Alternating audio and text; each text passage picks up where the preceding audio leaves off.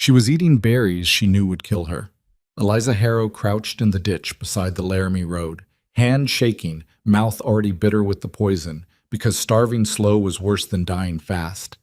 And a man on a horse was about to change everything she thought she'd lost forever. A widow with no home, no money, and no name worth saving. A rancher with a question nobody expected. One answer would decide whether a whole frontier ranch lived or died before the snow came. Stay with me to the end of this story. Hit that like button and drop the name of the city you're watching from in the comments.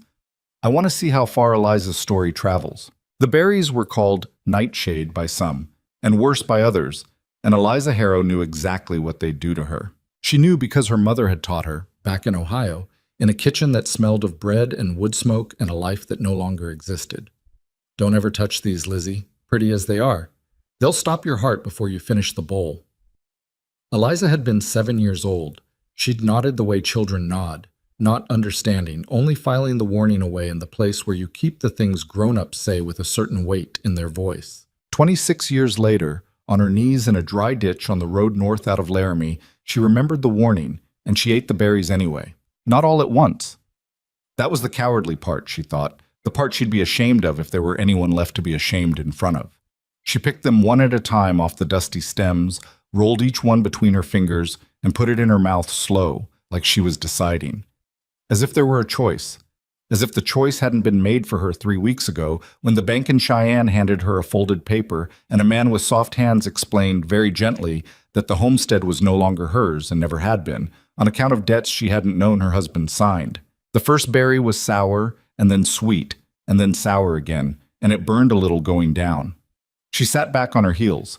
The afternoon sun came down white and pitiless over the sagebrush, and the wind moved through the grass with a dry hissing sound.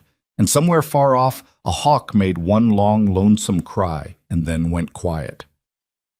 Eliza looked at the few coins of light coming through the leaves and thought, absurdly, that it was a pretty day to die on. She'd walked 11 miles since dawn. She'd eaten the last of her bread 2 days ago. A heel of it, hard as a hoof, that she'd softened in creek water and chewed until her jaw ached. Her shoes had come apart at the left toe, and she'd bound them with a strip torn off her petticoat, and the binding had worn through, and now her foot bled into the dust with every step, and she'd stopped noticing. Her body had stopped being a thing she lived inside.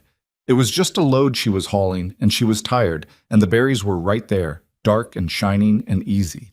She put a second one in her mouth. That was when she heard the horse. Bus. Caleb Ashcroft hadn't meant to take the Laramie Road that afternoon. He'd meant to be home, getting after the south fence line, which had been down in 3 places since the spring melt and would only get worse. But he'd ridden into town to argue with the man at the feed store about a bill, and he'd lost the argument, and then he'd lost a second argument at the bank. And by the time he turned the buckskin north, he was in the kind of black mood where a man takes the long road just so he doesn't have to talk to anybody. So he was alone, and going slow, and that's why he saw her. A shape down in the ditch where there shouldn't have been a shape. Dark cloth against the pale dirt. He reined up out of habit more than curiosity. A body by the road usually meant something a man would want to ride wide of. And then he saw the shape move, lift a hand to its mouth, and he understood it was a woman, and that she was alive, and that she was doing something with her hand he didn't right away comprehend. "Hey," he said. She didn't look up. Caleb swung down. His boots hit the road and he stood there a second, the reins in his fist, the buckskin blowing and stamping behind him. He was not a man who handled people well. He'd be the first to tell you so.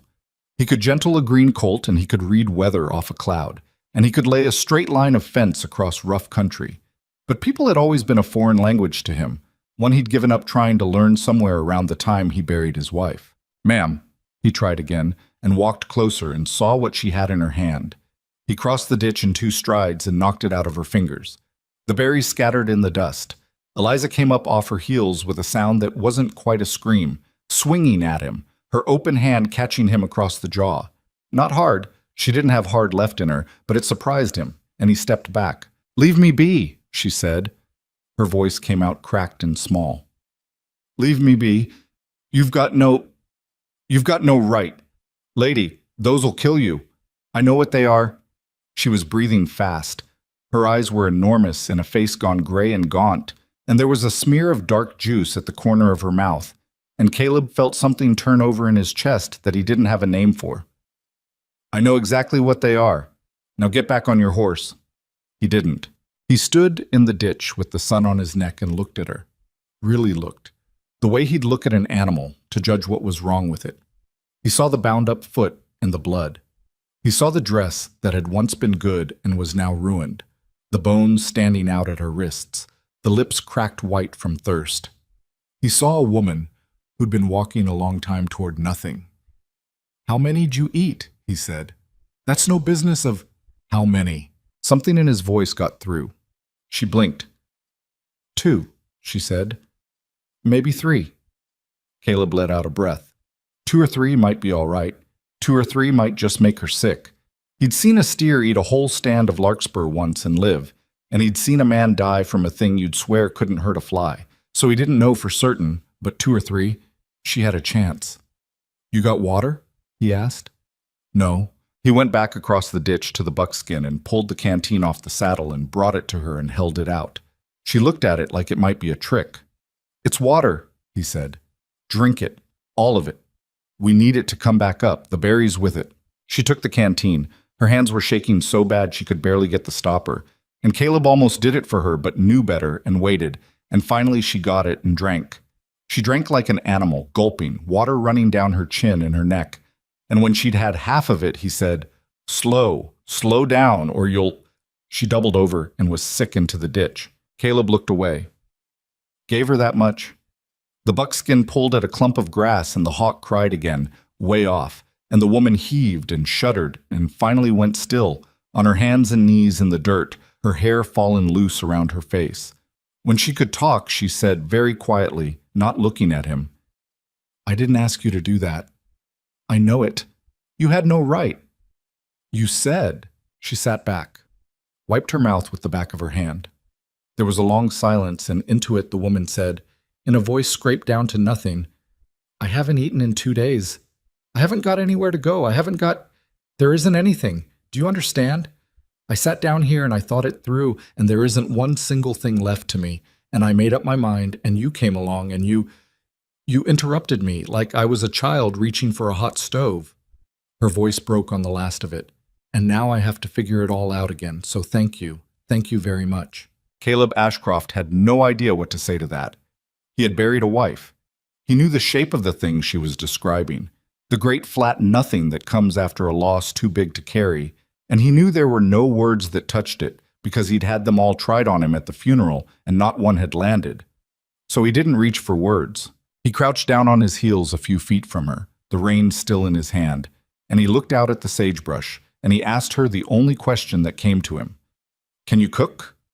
Eliza turned her head and stared at him. What? She thought she'd misheard. She'd just told this stranger, this big, sun-blasted, hard-faced stranger who'd ruined her death, that she had nothing left in the entire world, and his answer was to ask whether she could cook. It was so absurd that something happened in her chest that might, in a stronger body, have been a laugh. As it was, it just came out as a sort of stunned exhale. "What?" she said. "Can you cook?" He said it again the exact same way, no softer, no harder, looking at her now with those flat gray eyes that didn't seem to want anything from her, which was itself a strange and unfamiliar feeling. Everyone who'd looked at her these last months had wanted something. Money she didn't have, a debt paid, a woman to be moved along out of the way of decent business. This man just seemed to be asking a question. Eliza found her mouth had gone dry again, despite the water. "Yes, I can cook. I can cook well." How well? She didn't know why she answered him. Pride, maybe. The one thing the bank and the road and the hunger hadn't managed to take. "My mother kept a boarding house," she said.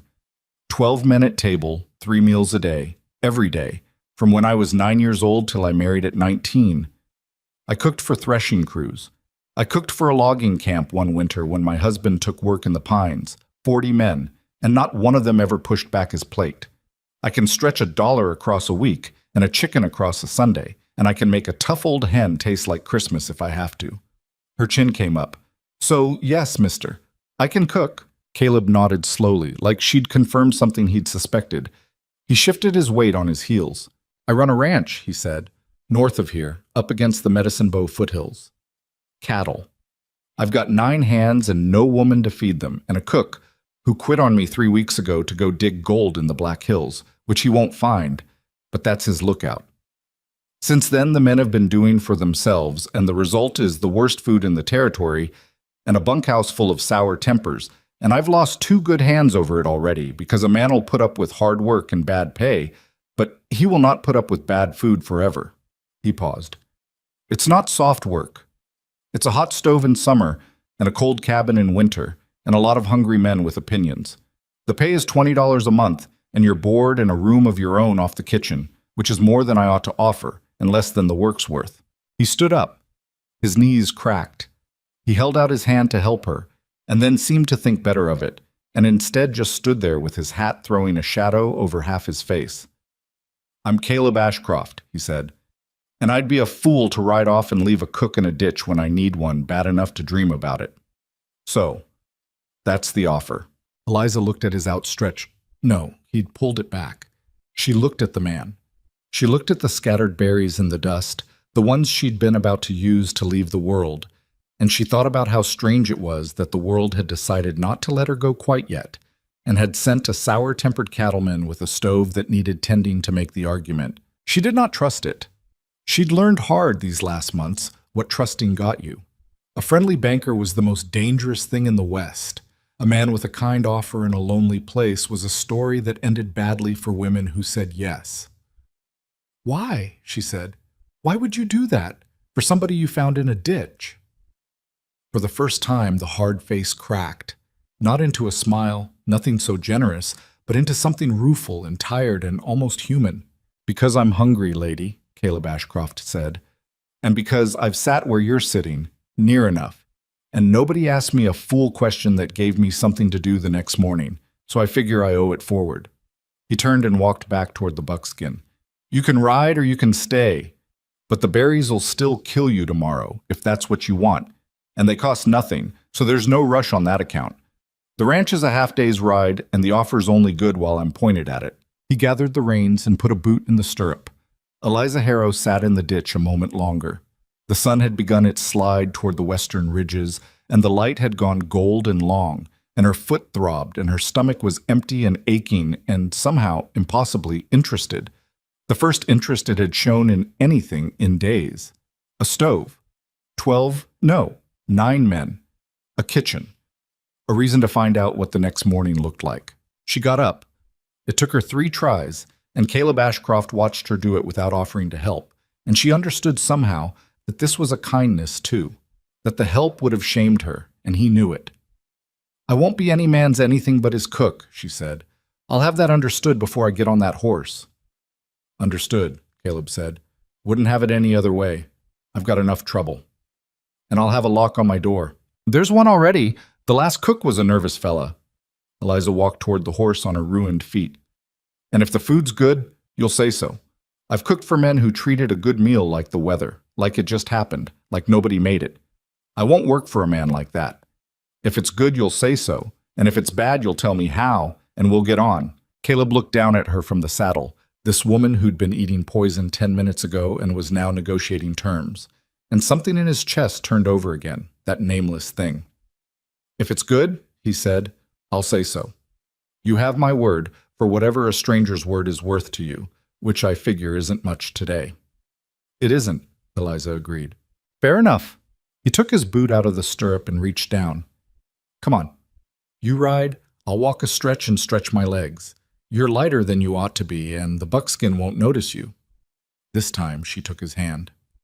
The ranch sat in a long, shallow valley where the foothills began to fold up toward the mountains, and Eliza saw it first as the sun was going down, a scatter of weathered buildings around a creek, the cattle dark specks on the far slopes, smoke rising from the cookhouse chimney and a thin gray thread that meant somebody was burning supper. That'll be Dutch, Caleb said, walking at the buckskin's head.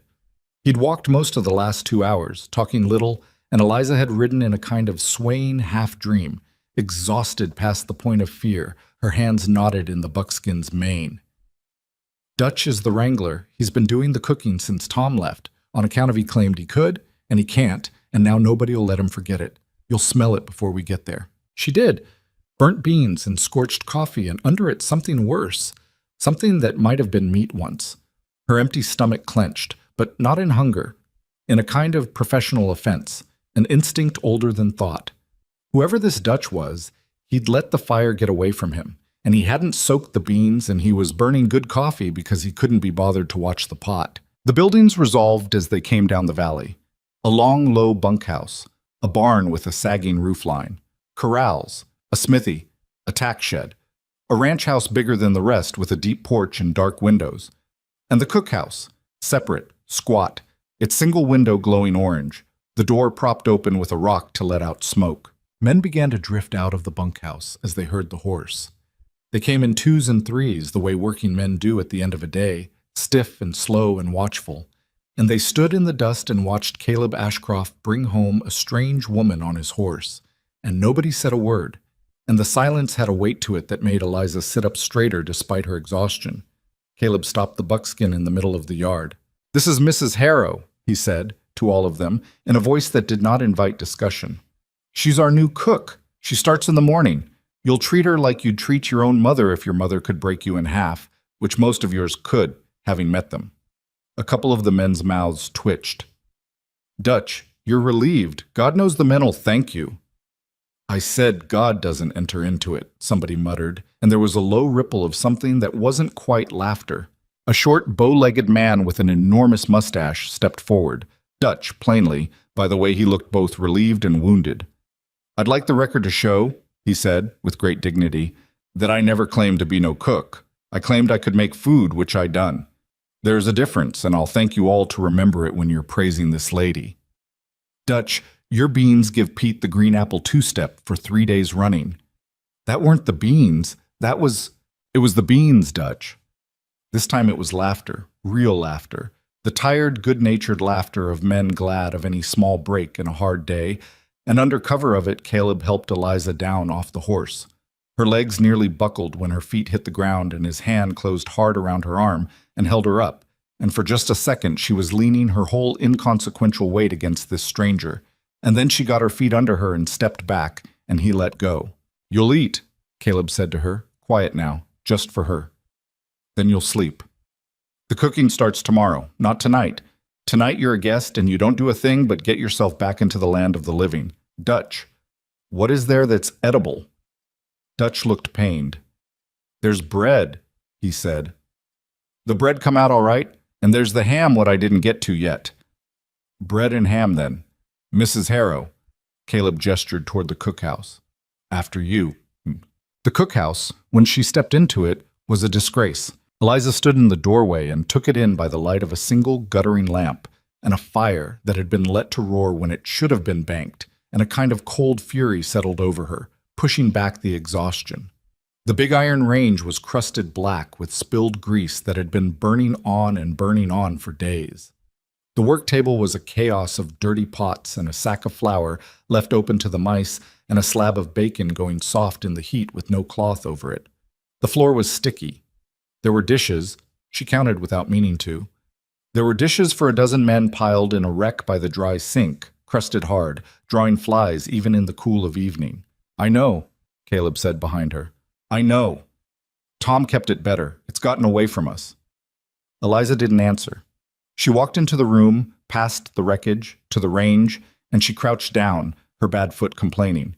And she opened the firebox and looked at the bed of coals raging away in there, eating up wood that somebody had cut and split, wasting it.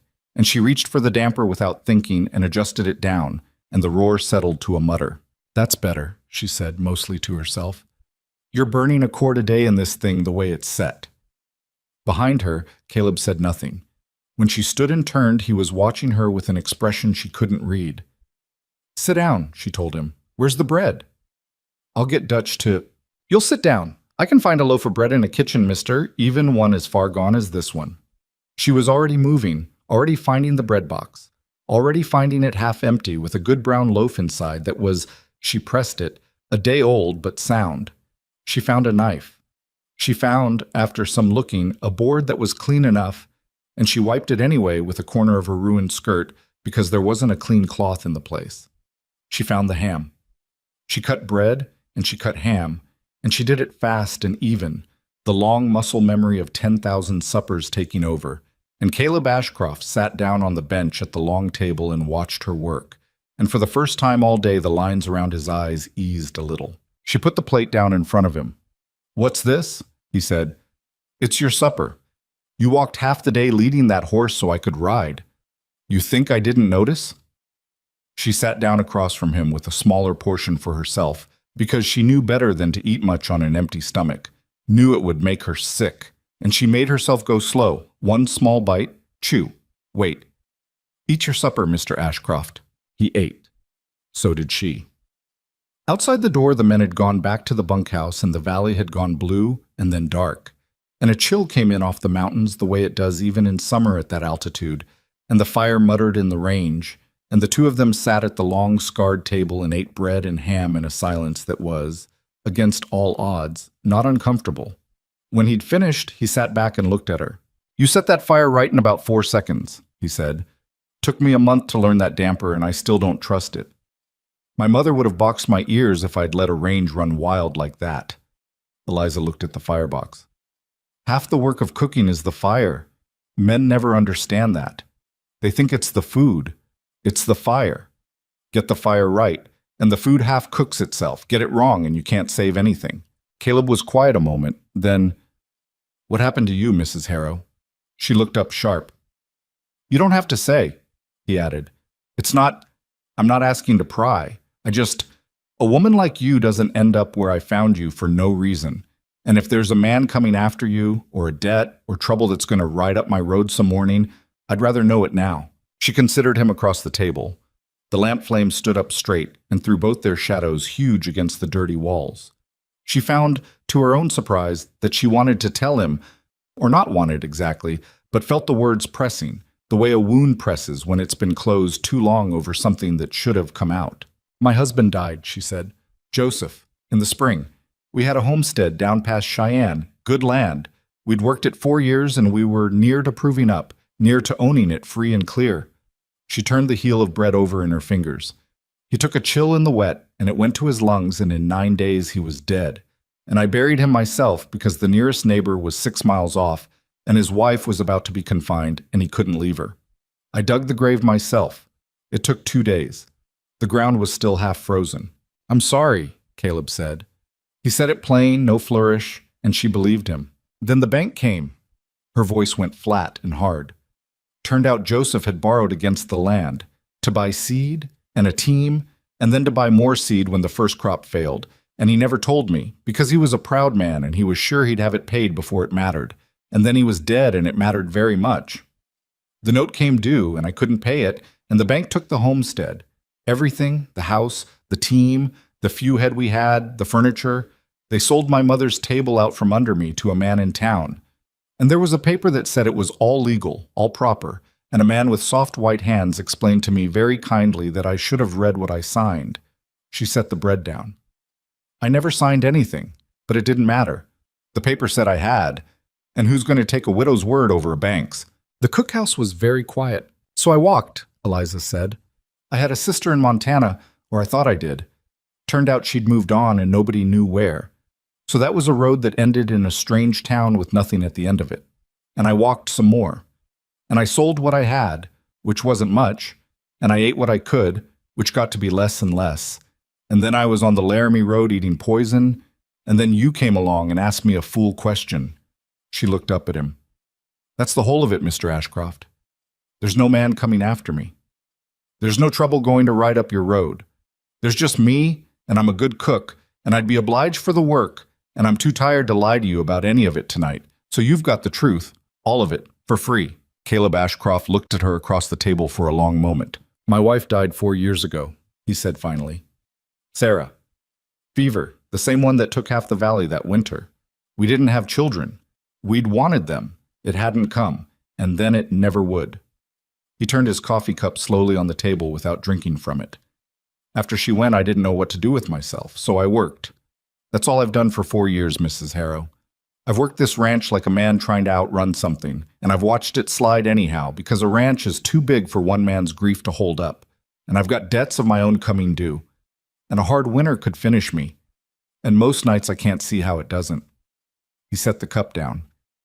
So when you say there's nothing left, and you don't see how the next morning looks, I'm not just being neighborly when I say I've sat where you're sitting. I sit there most nights.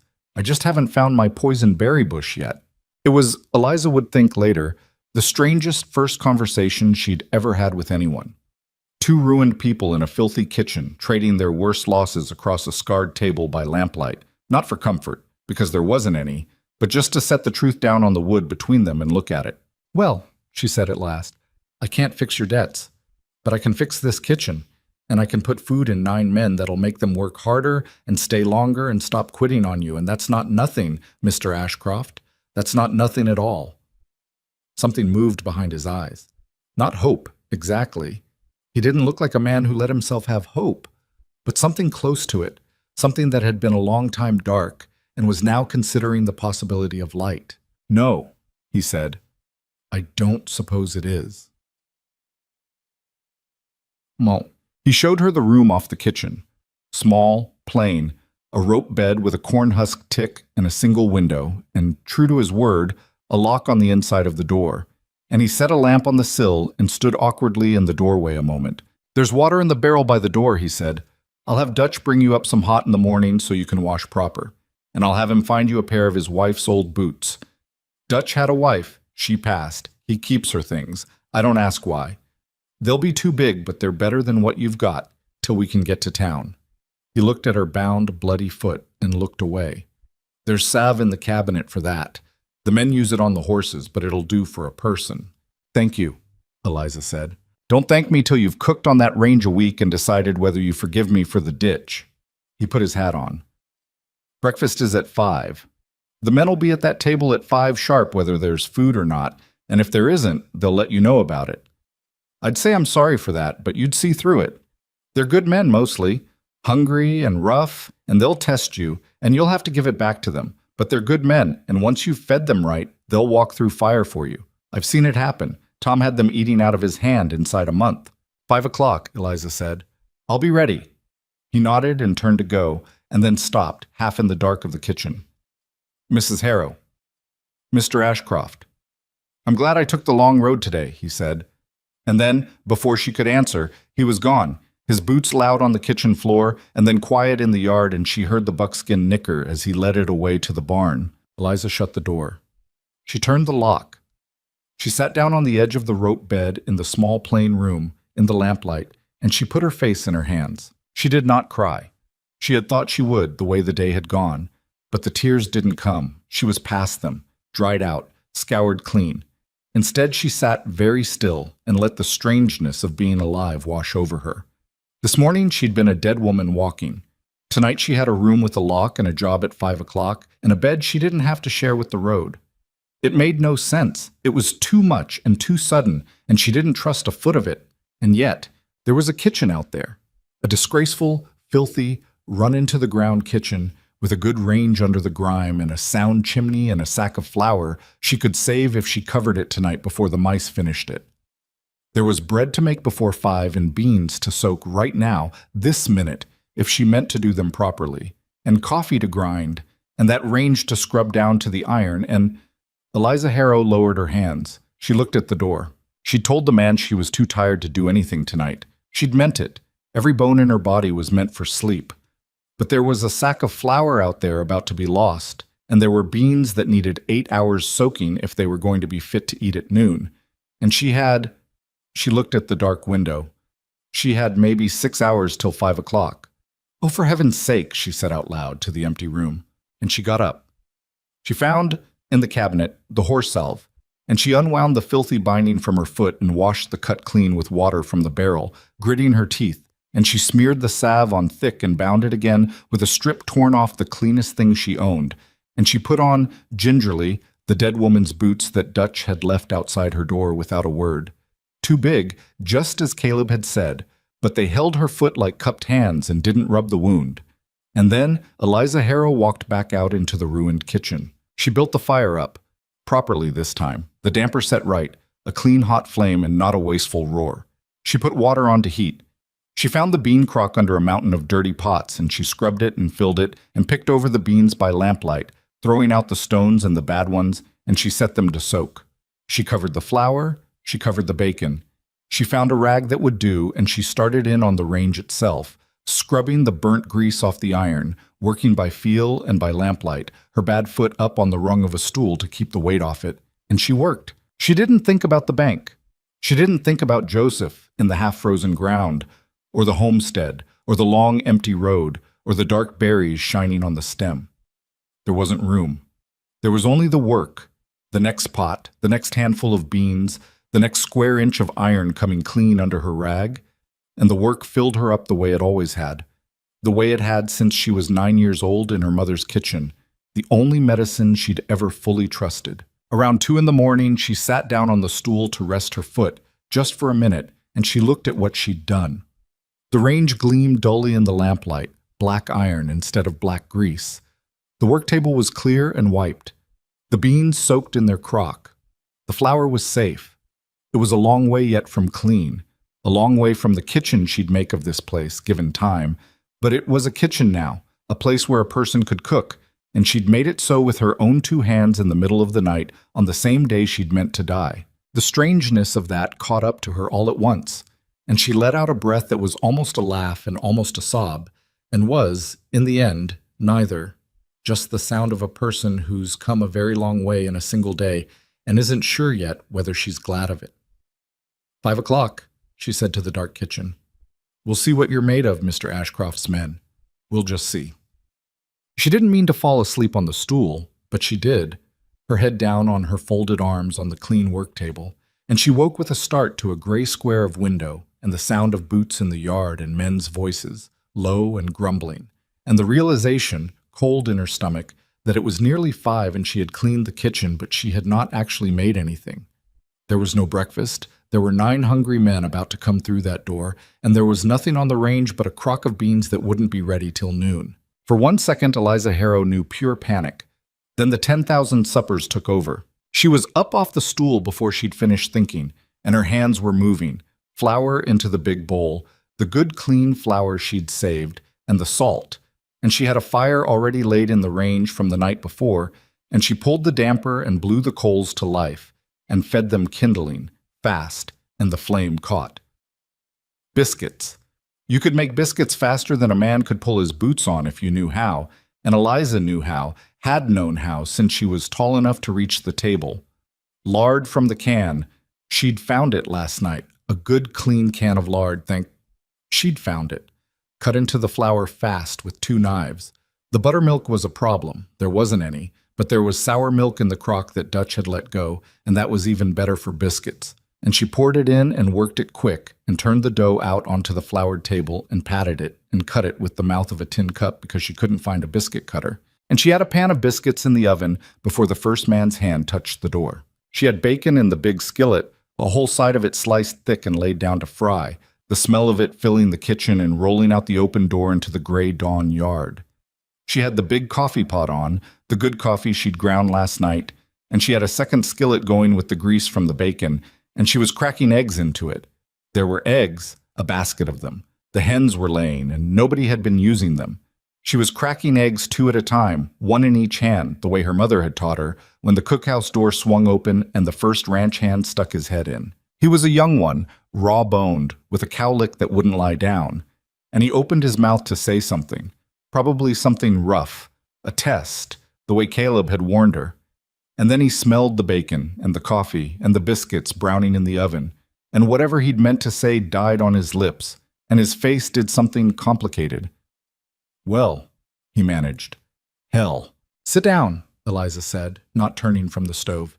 It's not ready. 5 more minutes. Sit down and pour yourselves coffee. The pot's on the table. And mind you don't track mud on my clean floor I scrubbed at midnight, or I'll feed you last. The young hand looked at the floor. He looked at his muddy boots. He looked back at the woman at the stove with her bound foot and her ruined dress, and her hands flying over 2 skillets and a pan of biscuits.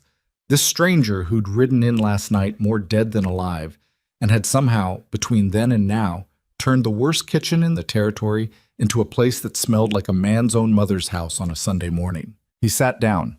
He took his boots off first, at the door, and set them outside, and a couple of the other men coming in behind him saw him do it and after a beat did the same, grumbling. And the grumbling had a different quality to it than it had had in the yard. A grudging, surprised, hopeful quality. The sound of hard men deciding to give something a chance. By the time Caleb Ashcroft came through the door, last of all, ducking his head under the low frame, his 9 hands were sitting at the long table in their socks, with cups of good hot coffee in their fists, quiet as church, watching the woman at the stove, and the whole cookhouse smelled like salvation. And Eliza Harrow turned around with a platter of biscuits in one hand and a skillet of eggs in the other and looked at him across the room. She didn't smile. She was too tired to smile, and besides, she didn't yet know whether she trusted any of this man, or this ranch, or this strange reprieve from a death she'd been ready for. But she lifted her chin, the way she had in the ditch, the one thing nobody had managed to take from her. "You said if it was good, you'd say so," she said. Caleb Ashcroft looked at his men in their socks. He looked at the gleaming range and the clean floor and the platter of biscuits steaming in the gray light. He looked at the woman. "Mrs. Harrow," he said, and took off his hat. "It hasn't smelled like this in here since my wife was alive. Sit down, boys. Eat your breakfast." He pulled out the bench at the head of the table. "And the first man who doesn't thank her can saddle up and ride for the Black Hills with Tom, because I won't have him." Nobody rode for the Black Hills. They ate. They ate like men who'd been starved, which they had, and they ate in a stunned, reverent quiet that broke, finally, into talk, and then into laughter, and then into the young, raw-boned hand standing up at the end of his second helping and saying, "Ma'am, I'd marry you, except I expect you've got better sense," and the whole table roaring, and Eliza Harrow standing at her clean stove in a dead woman's boots, feeding the men of Ashcroft Ranch, alive in spite of everything, with the gray Wyoming dawn coming up gold over the mountains outside the open door. She still didn't trust it. Not yet. But she'd cook them breakfast, and then she'd cook them dinner, and then she'd cook them supper, and she'd see what the next morning looked like. And the morning after that. The morning that broke gold over the mountains turned into a week, and the week turned into a habit, and the habit, without anyone quite deciding it should, turned into the thing the whole ranch was built around. It started with the floor. The men kept taking their boots off at the door the way the young one, his name was Pete, Eliza learned, the raw-boned one with the cowlick, had done that first morning, and she never once asked them to, which was exactly why they kept doing it. A thing a man chooses is a thing a man keeps. Within a fortnight, there was a row of muddy boots lined up under the eave outside the cookhouse every meal, 9 pairs of them in their socks at her table, and the floor stayed clean enough that she stopped having to scrub it on her knees at midnight, and she got, for the first time in longer than she could remember, something close to a full night's sleep. The food changed everything else. She didn't do anything fancy. She'd have told anyone who asked that fancy was the enemy of feeding working men.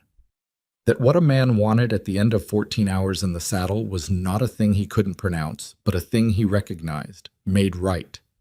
So she made it right.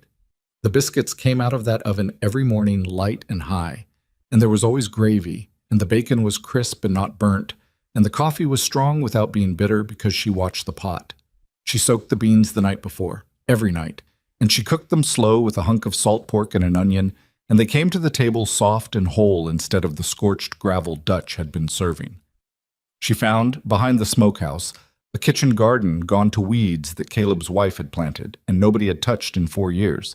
And she got Pete to help her clear it one Sunday, and there were still potatoes down in the ground gone wild and small but good, and a stand of horseradish, and rhubarb coming up through the ruin of it, and Eliza looked at that garden and saw 100 suppers in it and got to work. "You don't have to do all this," Caleb told her one evening, standing in the cookhouse door the way he'd taken to doing, watching her bank the fire for the night. It had become a kind of unspoken arrangement between them, this last quarter hour of the day. He'd come in after the men had gone to the bunkhouse, and he'd lean in the doorframe with his hat in his hand, and they'd talk, or not talk, while she finished closing the kitchen down. "Garden's extra. I'm paying you to cook, not to farm. You're paying me $20 a month to keep 9 men working a ranch that's 2 bad weeks from going under," Eliza said, not looking up from the coals. "If I can grow a row of potatoes, that means you don't have to buy them in town. I've earned my keep before I've fried an egg. Besides," she straightened, pressing a hand to the small of her back. "It was Sarah's garden. Somebody ought to use it, It seemed a shame, all that work she put in, gone to weeds because nobody could stand to look at it. She'd meant it kindly, but she watched it land on him hard, the way the dead woman's name always did, and she wished for a second she'd held her tongue. But Caleb only stood there a moment, turning his hat, and then he said quietly, "She'd have liked you, Sarah. She had no use for people who fussed. You don't fuss." And he put his hat on and went out into the dark. And Eliza stood alone in the clean kitchen with the strange, warm ache of having been, somehow, paid a compliment by a dead woman she'd never met. She earned the men one at a time, and not with sweetness, because she didn't have much sweetness in her, and they'd have seen through it if she'd tried. She earned them with skill and with a tongue as sharp as theirs when they tested her, which they did, the way men do, to find the edges of a new person and see where she'd hold. There was a big surly hand named Boone, who'd come in the second week and pushed his plate back half-eaten, and said loud enough for the table, "I've ate better in a jailhouse," and the cookhouse had gone quiet, everybody watching to see what the new cook would do. Eliza had come around the table, wiped her hands on her apron, picked up his plate, looked at it, and looked at him. "You've it better in a jailhouse," she repeated. "That's what I said." "Then I expect you committed whatever crime got you there on purpose, for the cooking, and you're missing it." She set the plate back down in front of him with a clack. "There's the door, Mr. Boone, and the road to the nearest jail is south and well marked. But you eat slow getting there, because once you've gone, I'm not making the trip after you when you change your mind, and you will change your mind, because that's the best plate of food that's been in front of you in a year, and you know it, and the only reason you pushed it back is you wanted to see if you could make me cry." She picked up the coffee pot and filled his cup without being asked. "I don't cry, Mr. Boone. I dug my own husband's grave with a frozen spade. You're going to have to do considerably better than insulting my pork to get a tear out of me. Now eat your supper before it's cold, you've got fence to mend in the morning, and you can't do it hungry." There was a silence about a second and a half long, and then the whole table came apart laughing, Boone loudest of all, and he ate every bite on the plate, and two more besides, and from that day forward Boone would have walked off a cliff if she told him the view was worth it. That was how it went. She didn't win them by being soft. She won them by being exactly as hard as they were and feeding them better than their mothers had. And there's no loyalty in the world like the loyalty of a rough man who's been fed and not coddled. By the end of the first month, the bunkhouse had stopped being a place of sour tempers and started being something else. The men lingered at the table after supper instead of scattering. They talked. Somebody dug out a fiddle that had been sitting in a trunk since before the bad winter. And on Saturday nights now there was music in the cookhouse, and Eliza would let them stay as long as they cleaned up after. And she'd sit in the corner mending the endless tears in 9 men's shirts, because their mending had been going undone for a year, and it offended her, and she'd listen to the fiddle and the talk and feel, in spite of herself. In spite of every hard lesson the road had taught her about trusting good things, the first faint warmth of something that might have been belonging. Caleb saw it before she did. He saw the whole ranch lift, the way a team lifts when you finally get the load balanced, and he knew it was her, and it unsettled him because he'd brought her home as a cook, and she was turning into something he didn't have a word for and didn't know what to do with. The day it came clear to him was the day Pete went off the windmill. It was September by then, the cottonwoods down by the creek going yellow, and the windmill that pumped water to the upper corral had thrown a vein, and Pete had climbed up to fix it because Pete was young and would climb anything. And a rung gave under his boot, and he came down 20 feet onto the hard ground, and the sound of it carried all the way to the cookhouse where Eliza was kneading bread. She knew the sound before she knew what it was. It was the sound of a body hitting earth, and she'd heard it once before, when Joseph fainted from the fever and went down the porch steps, and her hands were out of the dough, and she was running across the yard with flour to her elbows before she'd decided to move. The men had gathered around Pete in a useless knot, the way men do, and somebody was saying, "Don't move him," and somebody else was saying, "We gotta move him," and Pete was white as paper and gray around the mouth, and making a sound, a low, awful sound through his teeth, and his right arm was wrong. That was the thing Eliza saw, pushing through the men, dropping to her knees beside him. His shoulder was wrong. The whole shape of it was wrong, the arm hanging at an angle no arm should hang, the head of the bone shoved up and forward out of where it belonged so that it made a hard lump under the skin near his collarbone. "Out of his shoulder," she said. "It's come out of the socket." "His arm's broke," Boone said. "It's not broke, it's out of the socket. That's different. That's worse, and it's better both at once. Pete." She put her hand on the boy's white face. Pete, look at me. Look at me, not at it. Where's it hurt? Everywhere, Pete got out. Lady, it hurts. I know it, I know. You're going to be all right, but I have to tell you the truth. It's going to hurt worse before it's better, and there's no way around that, so I'm not going to lie to you about it. Where's the nearest doctor? This last to the men, sharp. Laramie, Caleb said. He'd come up behind her. His voice was tight. Half a day there, half back, if Doc Hennessy's even sober and home, which he's about half the time. A day. Eliza looked at the shoulder. She knew what a day meant. A day meant the muscles around that joint would clamp down tighter and tighter, locking the bone where it had no business being, and the longer it stayed out, the more damage it did to everything around it. And by the time a half-drunk doctor got here from Laramie, the boy might have an arm that never worked right again, if he kept the arm at all. She'd seen a man lose an arm to less. She'd seen her own father put a shoulder back once, on a hired hand, in her mother's kitchen, and she'd watched him do it, and she remembered how, or thought she did. And the difference between thinking she remembered and being sure was the difference that could cripple this boy for life. Mrs. Harrow, Caleb said, low, just for her. He'd read her face. If you're thinking what I think you're thinking, it has to go back in, soon. Every hour it's out is an hour of damage, and a day is too long, Caleb. She didn't notice she'd used his given name. Neither, quite, did he, until later. I've seen it done. My father did it. I think I can do it. You think? I think? She looked up at him. That's all I've got. I think I can. And if I'm wrong, it'll hurt him worse than it already does and accomplish nothing. And if I'm right, he keeps the use of his arm. And if we wait for Laramie, I don't think he keeps it. That's the choice. It's an ugly one, and it's yours to make. It's your ranch and your man, but you have to make it now because the clock's running. It was, Caleb would think later, the hardest minute of his life up to that point. Harder than the bank, harder in some ways than burying Sarah, because Sarah he couldn't have saved. And Pete he maybe could, by gambling the boy's good arm on the memory of a thing a dead man had done in a kitchen 20 years ago. He looked at Pete, gray and shaking on the ground. He looked at Eliza, flower to her elbows, steady, terrified, hiding the terror because the boy needed her not to be afraid. He thought about how he'd come to trust her. In a month. More than he trusted men he'd known for years. And he didn't know if that trust was wisdom or just the loneliness of a widower latching onto the first warmth that came his way. And he had to decide which it was right now, with a boy's arm in the balance. Do it, he said. What followed was bad, and Eliza never afterward pretended otherwise. She had them carry Pete into the cookhouse and lay him on the long table, the cleanest, flattest surface on the ranch.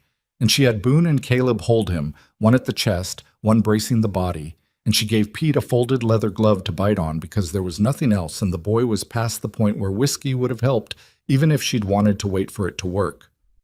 She took his wrist and his elbow in her two hands, and she felt for the angle, the way her father had. Easy, no jerking, slow, steady traction, pulling the arm long and out and then around. And Pete screamed into the glove and bucked against the men holding him, and sweat ran down her own face into her eyes, and her hands were slick with it. And for a long, terrible moment, nothing happened. The bone wouldn't go. It caught and held, and Pete screamed, and she thought, cold and clear, I've ruined him. I was wrong. I've crippled this child. And then it slipped. She felt it more than heard it, a deep, dull clunk that traveled up through her own arms, the head of the bone sliding back over the lip of the socket and dropping home where it belonged. And Pete's scream cut off all at once into a great shuddering gasp, and the gray went out of his face, and he lay there on the table panting and crying and whole. It's in, Eliza said. Her own voice came out strange. It's back in. Pete, the worst is over. I swear it to you. The worst is done. Pete spat out the glove. He turned his head and looked at his own shoulder, which had a shape again. The right shape, the lump gone, the arm lying natural against his side, and he started laughing, a wet, hiccuping, exhausted laugh. And he said, It still hurts, but it don't hurt like that no more. It'll be sore a good while. Weeks. You'll wear it in a sling, and you'll do no climbing and no roping till I say, and if you take that sling off before I tell you, I'll put something in your beans you won't enjoy. You understand me? But she was crying too now, a little. the fear coming out the back end of it the way it does once the danger's past, and she wiped her face with her flour-dusted wrist and left a white streak down her cheek and didn't care. She bound the arm to his body and made the sling and got 2 cups of strong, sweet coffee into him, and then, when his color was back and his breathing was even, she finally let herself sit down on the bench, all at once, like her strings had been cut. And that was when she realized her own hands were shaking so hard she couldn't have held a cup if her life hung on it. Caleb sat down next to her. The men had carried Pete off to the bunkhouse to rest, and the cookhouse was empty but for the 2 of them and the abandoned bread dough drying out in its bowl, and for a while neither of them said anything. "You were scared," Caleb said finally. "I was terrified." "You didn't show it. The boy never knew." "That's the job," Eliza said. "Whatever you're feeling, the man on the table can't see it, or he panics, and a panicked man fights you, and then you really do hurt him. My father taught me that.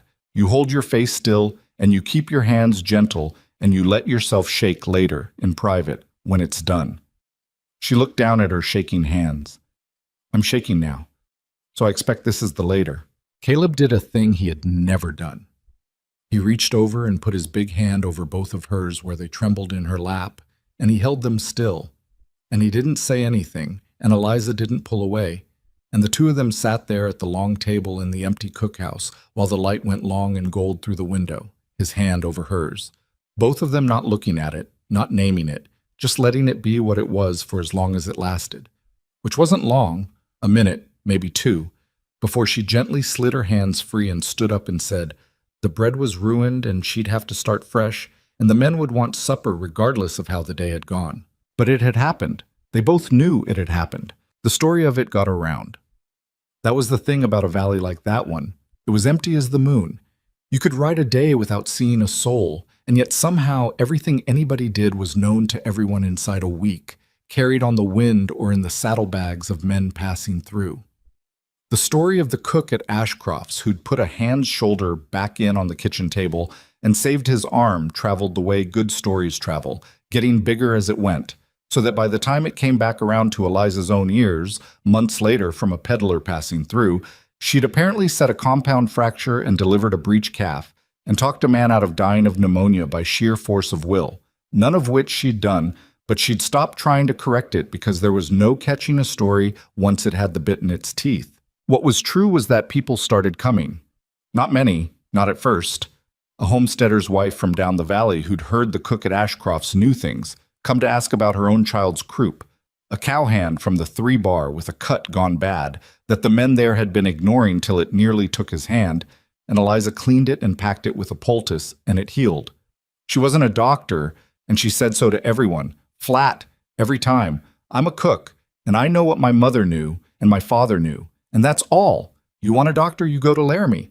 But Laramie was far and Doc Hennessy was drunk, and a woman who dug her own husband's grave and put a boy's shoulder back without flinching was right here, and people came. Caleb watched it happen and felt 2 things at war in him. He felt proud, in a way that surprised him, proud the way you're proud of something that belongs to you, and at the same time uneasy at being proud of a person who didn't belong to him at all, who was a free woman drawing $20 a month and could ride off any morning she chose. And he felt the other thing, the thing he wouldn't look at straight, the thing that had started in a ditch on the Laramie Road when she'd swung at him with the last strength in her body and told him to leave her be, and had grown every day since, quietly, the way the most dangerous things grow. She's not just the cook anymore, he said to Dutch one evening, the 2 of them mending tack in the barn. He hadn't meant to say it aloud. It just came out. Dutch didn't look up from the bridle he was working. No, he agreed. She ain't. Then what is she? Dutch thought about it, working the leather. He'd had a wife once and lost her, and he was the only man on the place who'd loved a woman the way Caleb was starting to understand he might, given half a chance and enough nerve, come to love this one. And so Dutch chose his words with the care of a man who knows the territory. She's the thing that's holding it together, Dutch said finally. The ranch, the men. You, if you want the truth of it, boss. And I figure you don't, but I'll say it anyhow because somebody ought to. A month back, you was a man working himself to death on a place that was sinking, and you knew it was sinking, and you didn't much care because what was there to care about? Now look at you. You're up at the windmill at dawn whistling, which I ain't heard you do since before Miss Sarah passed. You think that's the biscuits?" Dutch shook his head. "It ain't the biscuits, Caleb. It's never been the biscuits." Caleb didn't answer that. He looked out the barn door at the cookhouse across the yard, where smoke rose from the chimney in a clean, straight line and lamplight glowed warm in the window. And he thought about a hand held still over two shaking hands at a long table. And he didn't say anything at all. What he didn't know, what none of them knew, that warm gold September, with the ranch finally finding its feet, and the men finally fed, and the cook who wasn't just a cook anymore quietly becoming the heart that the whole place beat around, was that down in Laramie, in the back office of the bank, a man with soft white hands and a ledger full of other people's ruin had just run his finger down a column of figures and stopped and underlined a name. Ashcroft. The note that Caleb had borrowed against 2 winters back to buy the cattle that were supposed to save the ranch, but it was coming due. And the man in the back office, whose name was Crowley, had spent a long career learning the one thing that made men like him rich, which was that a hard winter and a due note arriving together could take a piece of land off a man for pennies on the dollar, and that the Ashcroft place, with its good water and its long valley and its sound grass, was worth a great deal more than the pennies he intended to pay for it. He closed the ledger. He looked out his window at the gray sky pressing down over the mountains, where the first real cold of the year was already gathering, weeks early, in clouds the color of an old bruise.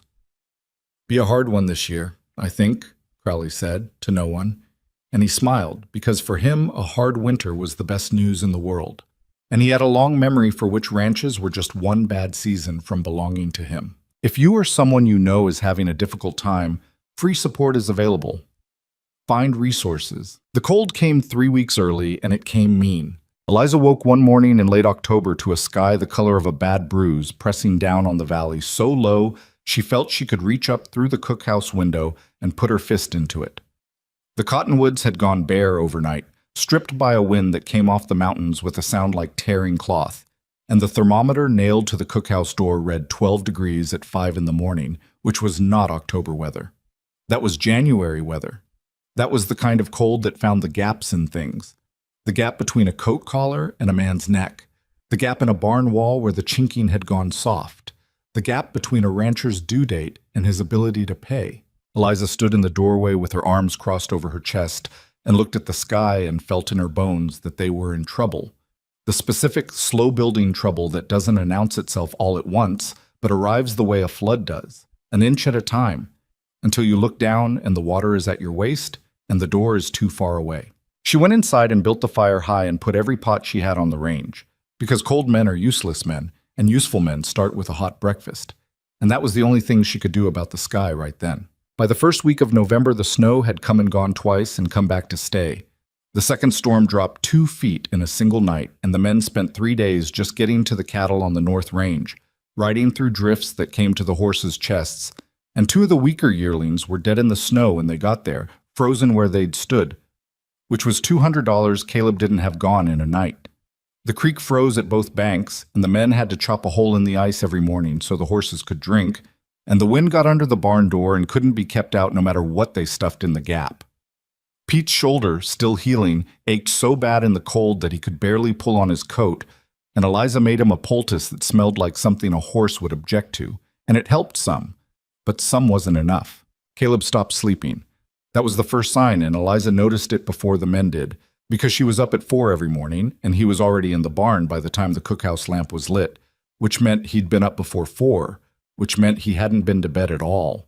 His face took on a hollowed-out look she recognized, had worn it herself on the road, the look of a person whose mind won't stop running the same numbers and getting the same answer and refusing to believe the answer. She brought him coffee in the barn one morning, 5 o'clock, snow coming sideways out of a black sky, the cattle lowing miserable in the dark from the far pasture, and she found him sitting on a hay bale with the ranch ledger open across his knees and his head in his hands. "How bad?" she said. He looked up. He didn't pretend he didn't know what she was asking. They were past that, past the polite distance of employer and employee, worn through to something rawer. "The note comes due January 15th, he said. "That's the cattle loan, the one I took 2 winters back when I bought the Hendersons' herd. $800. He closed the ledger. The plan was to sell in the fall, after the weight was on them, get top price at the Laramie market, pay off the note with room to spare. The plan assumed a normal fall. And now I've got yearlings dying in the snow, and the ones that are alive have dropped weight because they can't get to the grass under the drifts. And if I sell them the way they are, I'll get maybe half what I figured on, which pays half the note and leaves me 400 short, which might as well be 4,000 because I don't have it. He put the ledger on the hay bale beside him. The bank will foreclose. He stopped. Or what? There's a man called Crowley in Laramie. He buys bad paper from the bank, ranch notes that are going under, and he'll offer me terms. Lower the payment, push out the date, but the terms always cost more than the note itself in the end, and men who take Silas Crowley's terms end up working their own land for him inside 5 years. Every one of them. I've seen it happen to 3 outfits in this valley alone. Caleb looked at her. He was here, actually, 2 weeks back. While you were in the kitchen, rode up, very polite, asked how we were getting on, said he'd heard the winter was coming hard, and he wanted me to know he was there if I needed a friend. He said the word friend the way a man says a word that means the opposite of what it sounds like. I told him I didn't need one. He said I knew where to find him when I changed my mind. He said when, not if.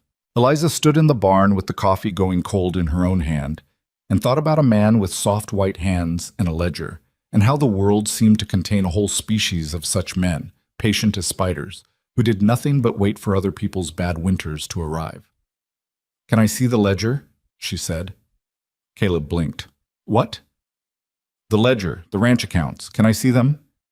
"Can I—" He looked at her the way a man looks when he's been asked something he didn't expect and doesn't know whether to be offended or just confused. "You're the cook, Eliza."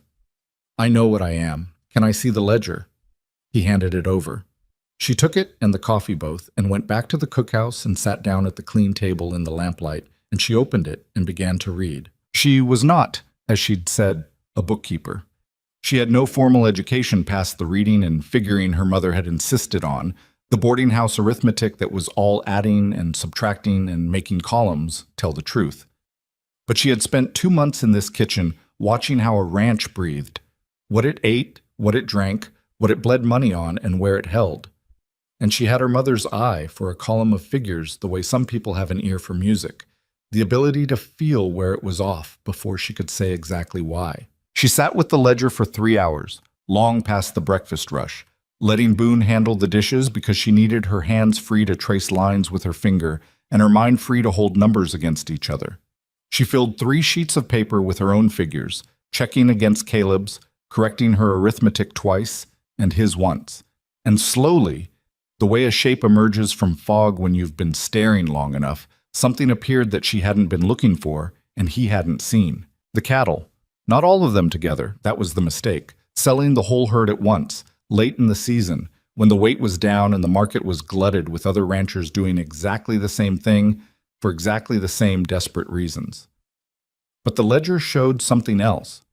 A page in the summer accounts where Caleb had noted in his cramped handwriting that 15 head of his 3-year-old steers had been appraised by a buyer from Cheyenne at $38 a head. The buyer had wanted the whole lot, and Caleb had turned him down, holding out for a better price that never came because the winter arrived first. $38. 15 head. Eliza did the arithmetic. $570. Not enough alone, but she kept reading, kept adding, kept stacking her columns, and when she was done, she sat back and pressed her fingers to her eyes and thought hard for a long while, because what she was seeing was a way out, but it was a narrow way, and it would require doing something that would probably make Caleb furious and possibly lose her the job, and it went against everything a man like him had been taught about how cattle were sold and by whom and when. She closed the ledger. She got up and put on her coat and walked across the yard in 6 inches of snow to find Caleb. He was at the south fence line with Boone and Dutch, working on a section the wind had knocked flat, and his face when he looked up at her coming across the field said plainly that whatever she had, he was too tired to hear it right. "I need to talk to you," she said. "I'm working." "I know you are. This won't take long and it matters." She glanced at Boone and Dutch, who were both conspicuously not looking at them, which meant they were listening hard. "Alone."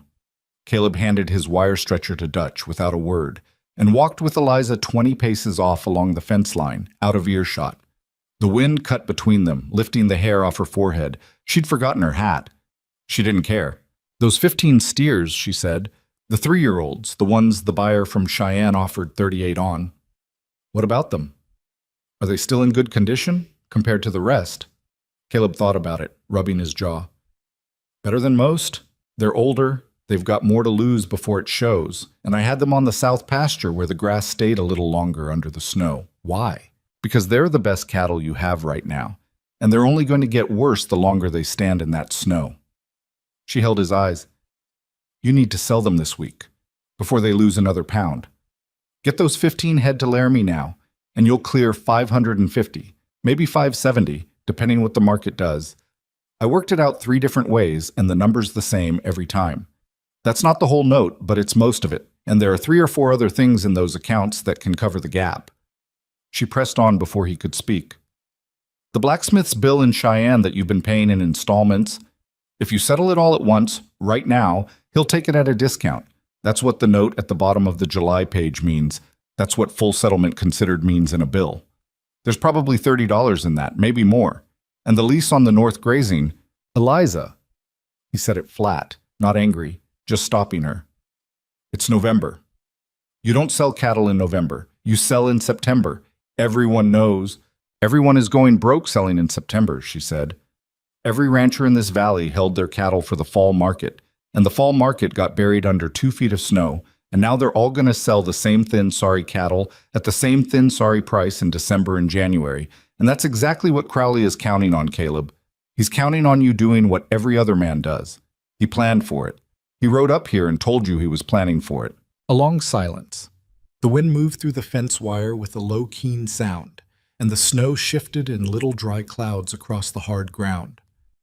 If I sell those 15 now, Caleb said slowly, I don't have enough beef to fill my spring contracts. You have enough to fill 2 of the 3. Let the Henderson contract go. I read the penalty clause. It's 8% of contract value, which works out to about $40, and losing 40 hurts less than defaulting the whole note. You read the penalty clause. I read everything in that ledger, Caleb. It took me 3 hours, and I'm sorry I didn't ask first, but I needed to see all of it before I said anything, because I didn't want to tell you there was a way out unless I was sure there was one. She stopped, swallowed. I'm not sure. I want to be honest with you. I'm not a banker. I'm a cook who did boarding house arithmetic in a kitchen at 4 in the morning. But I've looked at these numbers 6 different ways, and they keep coming out the same, and my mother could stretch $1 across a week, and she taught me everything she knew. And what I know is that those 15 steers are the most valuable thing on this ranch right now. And every day you leave them in the snow, they're less valuable. And Crowley gets a day closer to owning everything they're standing on. Caleb was very still. She'd learned his stillness by now. It wasn't coldness, wasn't distance. It was the way he went when he was thinking hardest, when he was taking a thing apart inside his head with the same careful hands he'd use on a piece of broken equipment. She stood in the cold and let him think, and didn't push again, because she'd pushed enough, because the rest was his. The Henderson contract, he said finally. That's Jim Henderson's boy. Jim will be sore. Jim's boy will find another buyer. His beef is in better shape than yours. He's got that sheltered canyon. He'll be all right. You know Jim Henderson's pasture situation. Dutch told me. I asked him about every ranch in the valley 2 months ago because I figured I'd need to know it eventually, and I didn't know how or when. She looked at him steadily. Was that wrong of me? Caleb let out a long breath that came out white in the cold air, and he turned and looked out at the south pasture where the 15 3-year-old steers stood in their winter coats in the snow, big and dark and solid looking. Still, better than the rest. She was right about that. He knew she was right about that in his gut. Even while his head was throwing up every objection a man's pride and habit could manufacture. When I came home with you on that horse, he said, I told myself it was because I needed a cook. I want you to know I knew even then I was lying to myself. He didn't look at her. I knew you were something more than that before you said 10 words to me. I just didn't know what. I kept waiting to find out what. Eliza was quiet. The wind pulled at her hair. And now those 15 steers, Caleb said, still not looking at her. You want me to trust you. I want you to trust the numbers. They're your numbers, Caleb. I just read them. Another long silence. Then he put two fingers in his mouth and gave a sharp whistle, the kind that carries, and Boone's head came up from the fence line 40 yards off. "Boone," Caleb called, "get the horses up. You and me and Dutch are going to cut 15 head out of the south pasture, and you're going to ride with me to Laramie first light tomorrow." Boone looked across the snow at him, then at Eliza, then back. "Selling?" he said. "Selling." A pause. "Bit late in the year, boss." "I know it," Caleb said. "Eliza, go inside. You'll freeze." She went. But she stood at the cookhouse window a while, in the warmth, watching him walk back to the fence line, and she knew she'd either just saved this place or blown it apart, and the not knowing was a physical thing sitting on her sternum, and she'd felt it before. The night she'd put Pete's shoulder back, the second before the bone went home, and she knew there was nothing to do with that feeling but let it be there and get on with dinner regardless. She got on with dinner. They left at first light, Caleb and Boone and Dutch with the 15 steers, and the yard felt lopsided without them. Too quiet. The remaining men subdued in a way that said they knew something was happening, but not what. And Eliza fed them and didn't explain, and they didn't ask, and the day went slow. The second day went slower.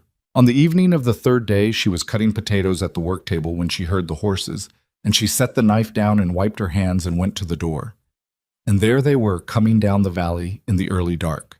3 riders, and she counted 3 and felt the thing on her sternum ease by half. She had coffee on when they came through the door, and she put it in front of them and stood and waited, and Caleb reached into his coat and laid a folded piece of paper on the table and pushed it toward her without a word. She opened it. It was a bank draft, $565 made out to Caleb Ashcroft. She looked up. Price was $37.50, he said.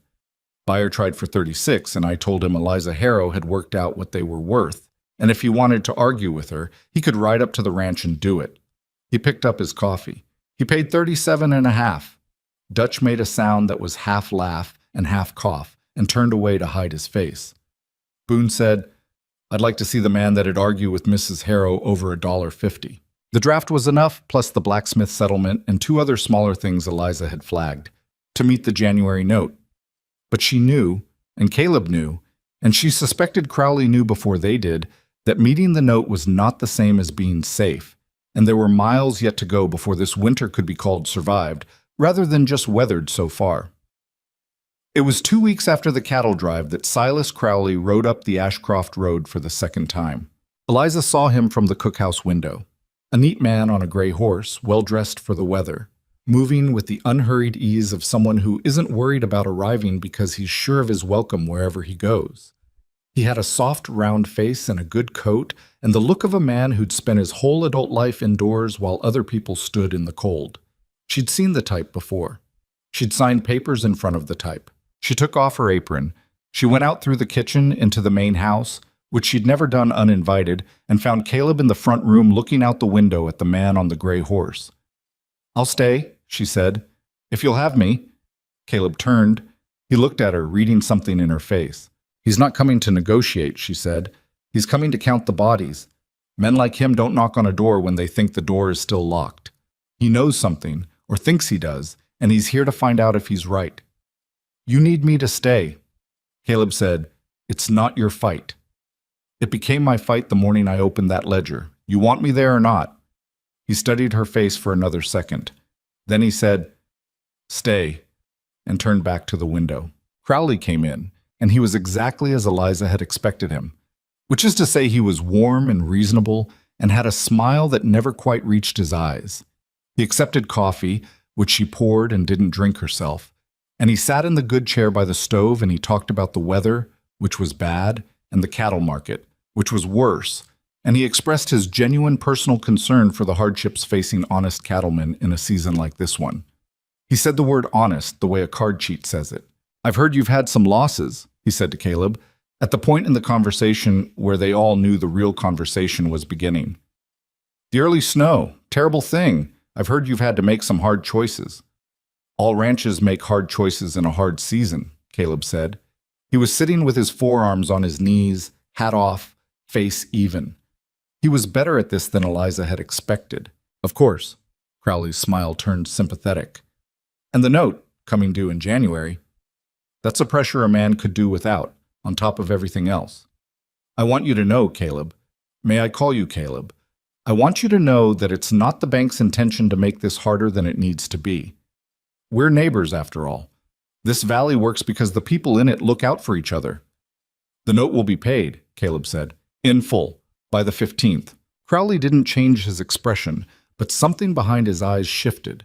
A small thing, recalibration. That's wonderful news. That's just what I'd hoped to hear. He looked briefly at Eliza. Though I have to say, I was a bit surprised to hear you'd sold off the Cheyenne grade steers early, in November. That's not the usual approach. It worked out, Caleb said. It did. Yes. Crowley turned his coffee cup on his knee. Though it leaves you a bit light in the spring, doesn't it? The Henderson contract. I believe you've notified Jim's boy you can't fill that order. He let the pause sit there. Word gets around, you know how it is. People worry.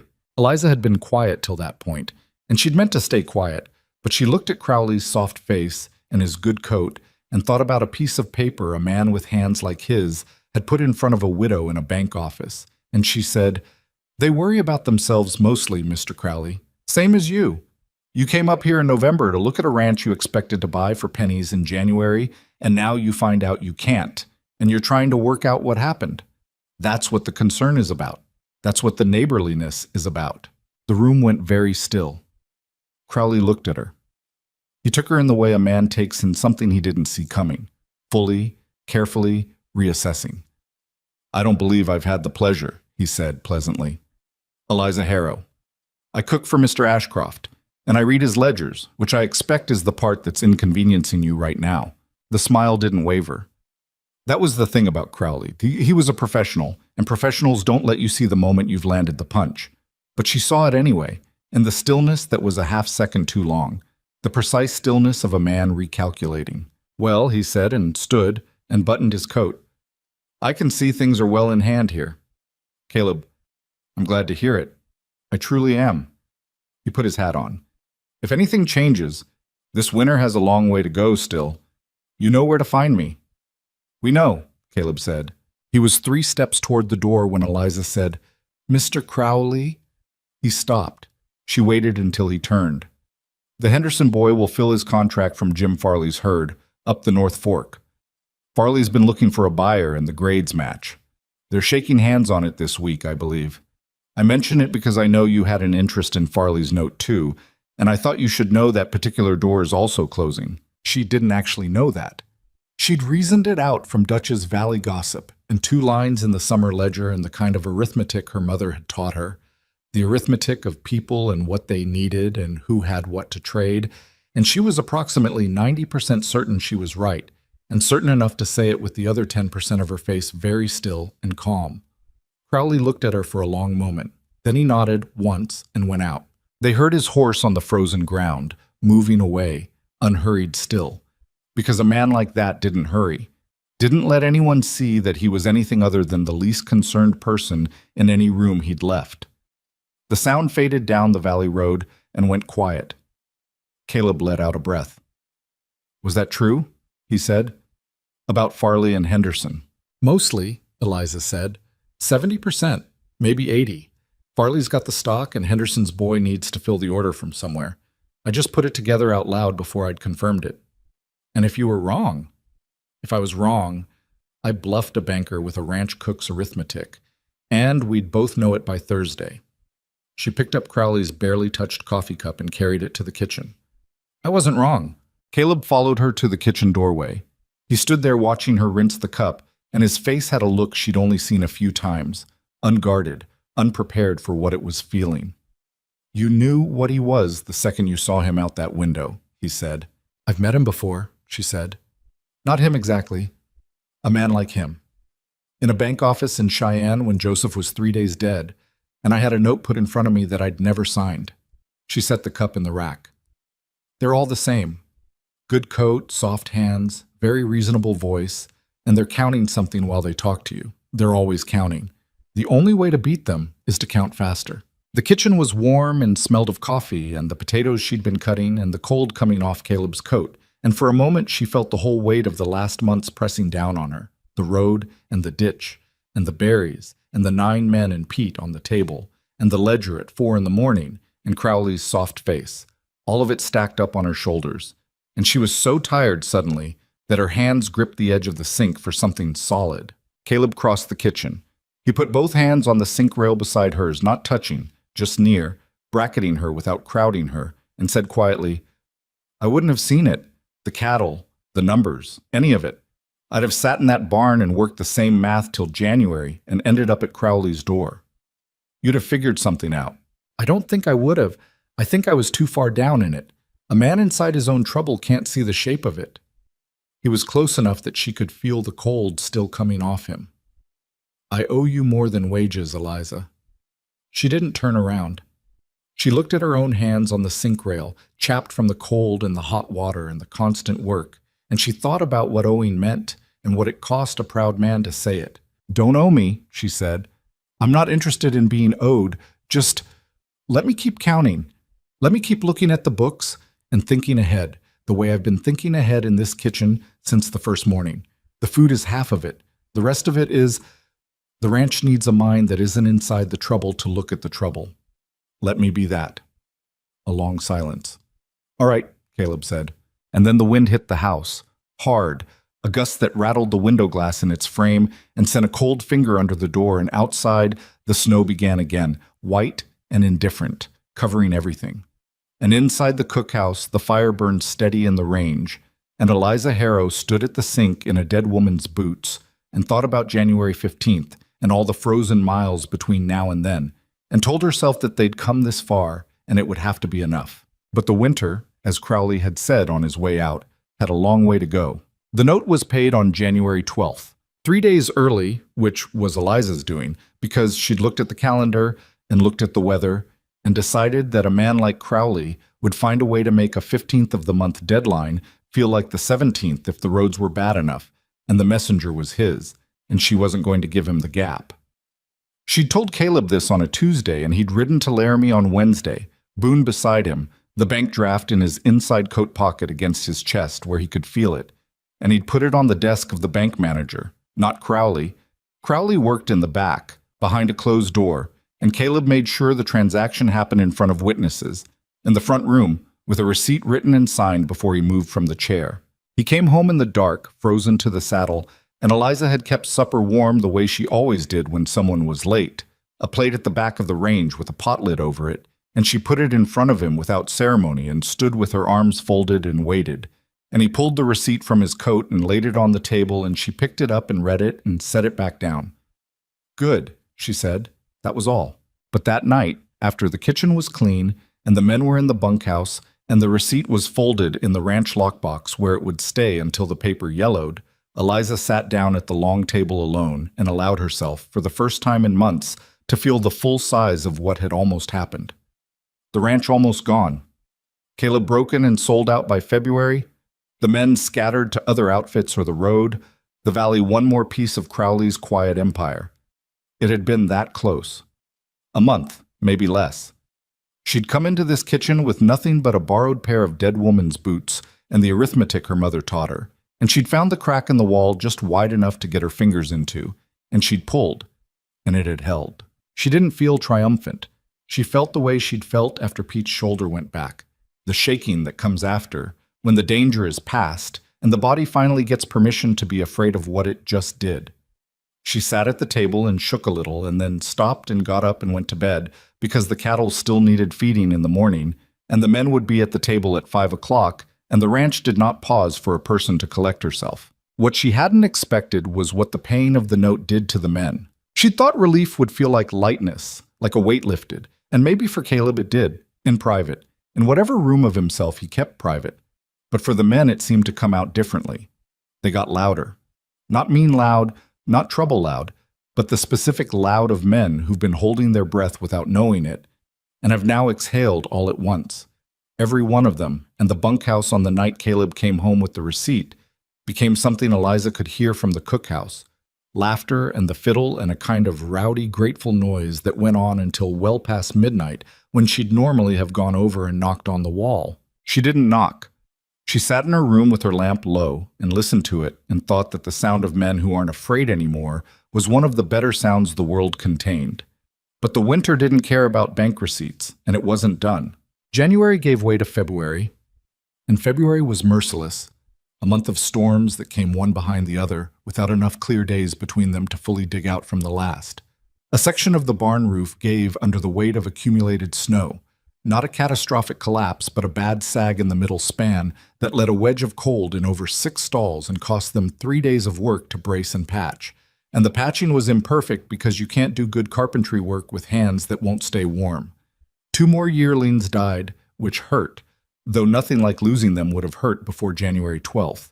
The road south went impassable for 11 days, and they ran low on salt and completely out of coffee, which was the thing that came closest to breaking morale.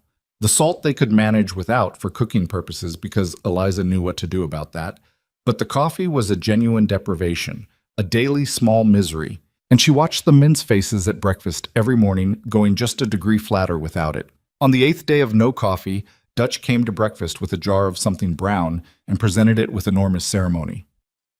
"What is that?" Boone said. "Chicory," Dutch said. "From my wife's stores. I've been saving it." He set it in the middle of the table like an offering. "It ain't coffee, I'll tell you that straight. But it's hot and it's dark, and if you squint, it's almost the right smell." There was a silence.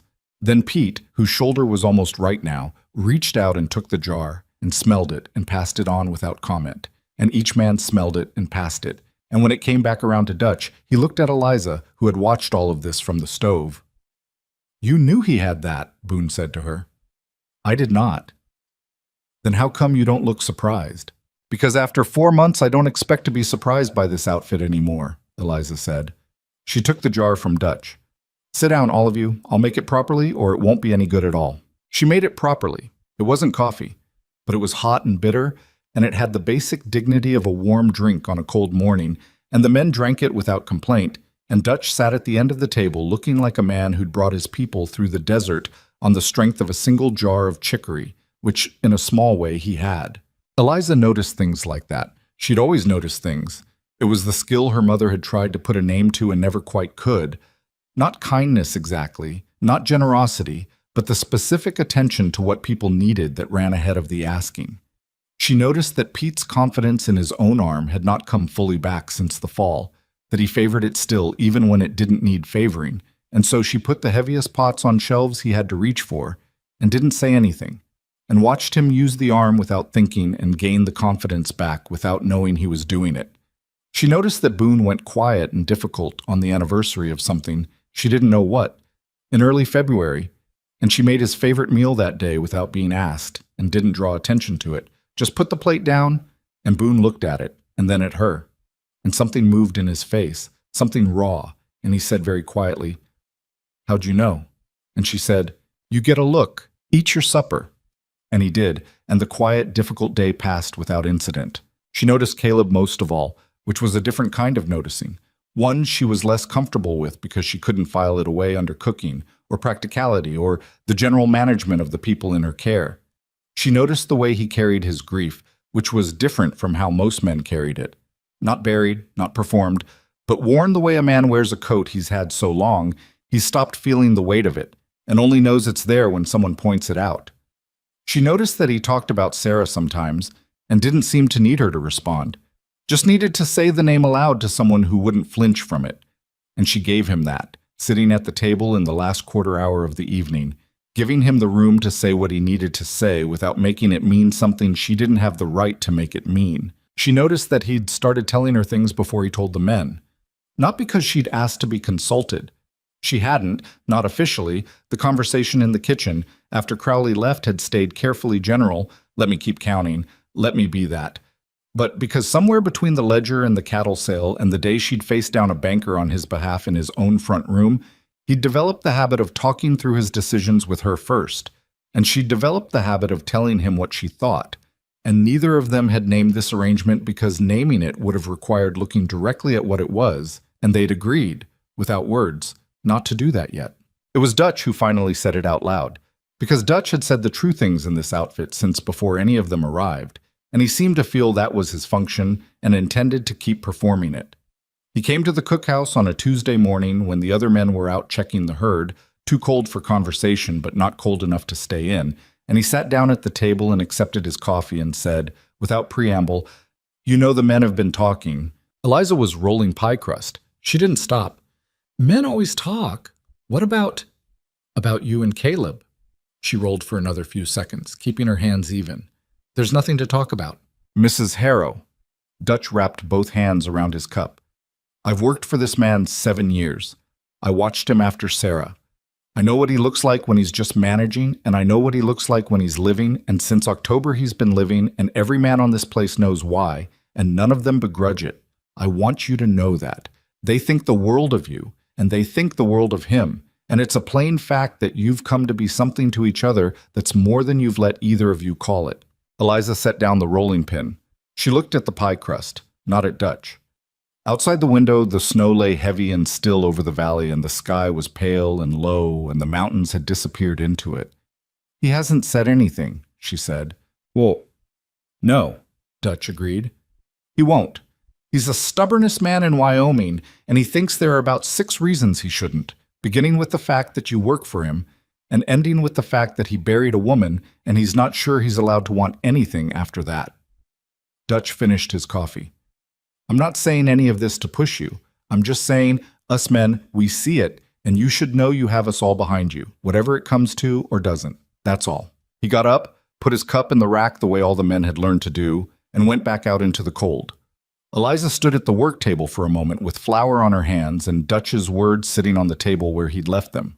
Then she picked up the rolling pin and finished the pie crust, because a pie half made was a thing that couldn't wait. And she thought about aloud, and what it meant, and who got to decide, and whether she had the right to decide it any more than Caleb did. The truth was she'd been not looking at the same thing he had. She'd told herself she was practical. She was always practical. She'd built her whole survival on being practical, on the arithmetic of needs and means, and what a situation required. She'd told herself she was grateful and careful, and a woman in a borrowed position who couldn't afford to be a fool about a man who'd done her a kindness.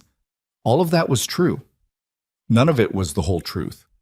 The whole truth was that she'd handed him hot coffee in a cold barn and meant more by it than coffee, and she'd held her ground in his front room against a man who wanted to take everything from him because the thought of Crowley winning was something she couldn't stand to look at, and not entirely for the ranch's sake. And she'd known for some time that she was going to have to deal with this and had been putting it off the way you put off a conversation that will change something.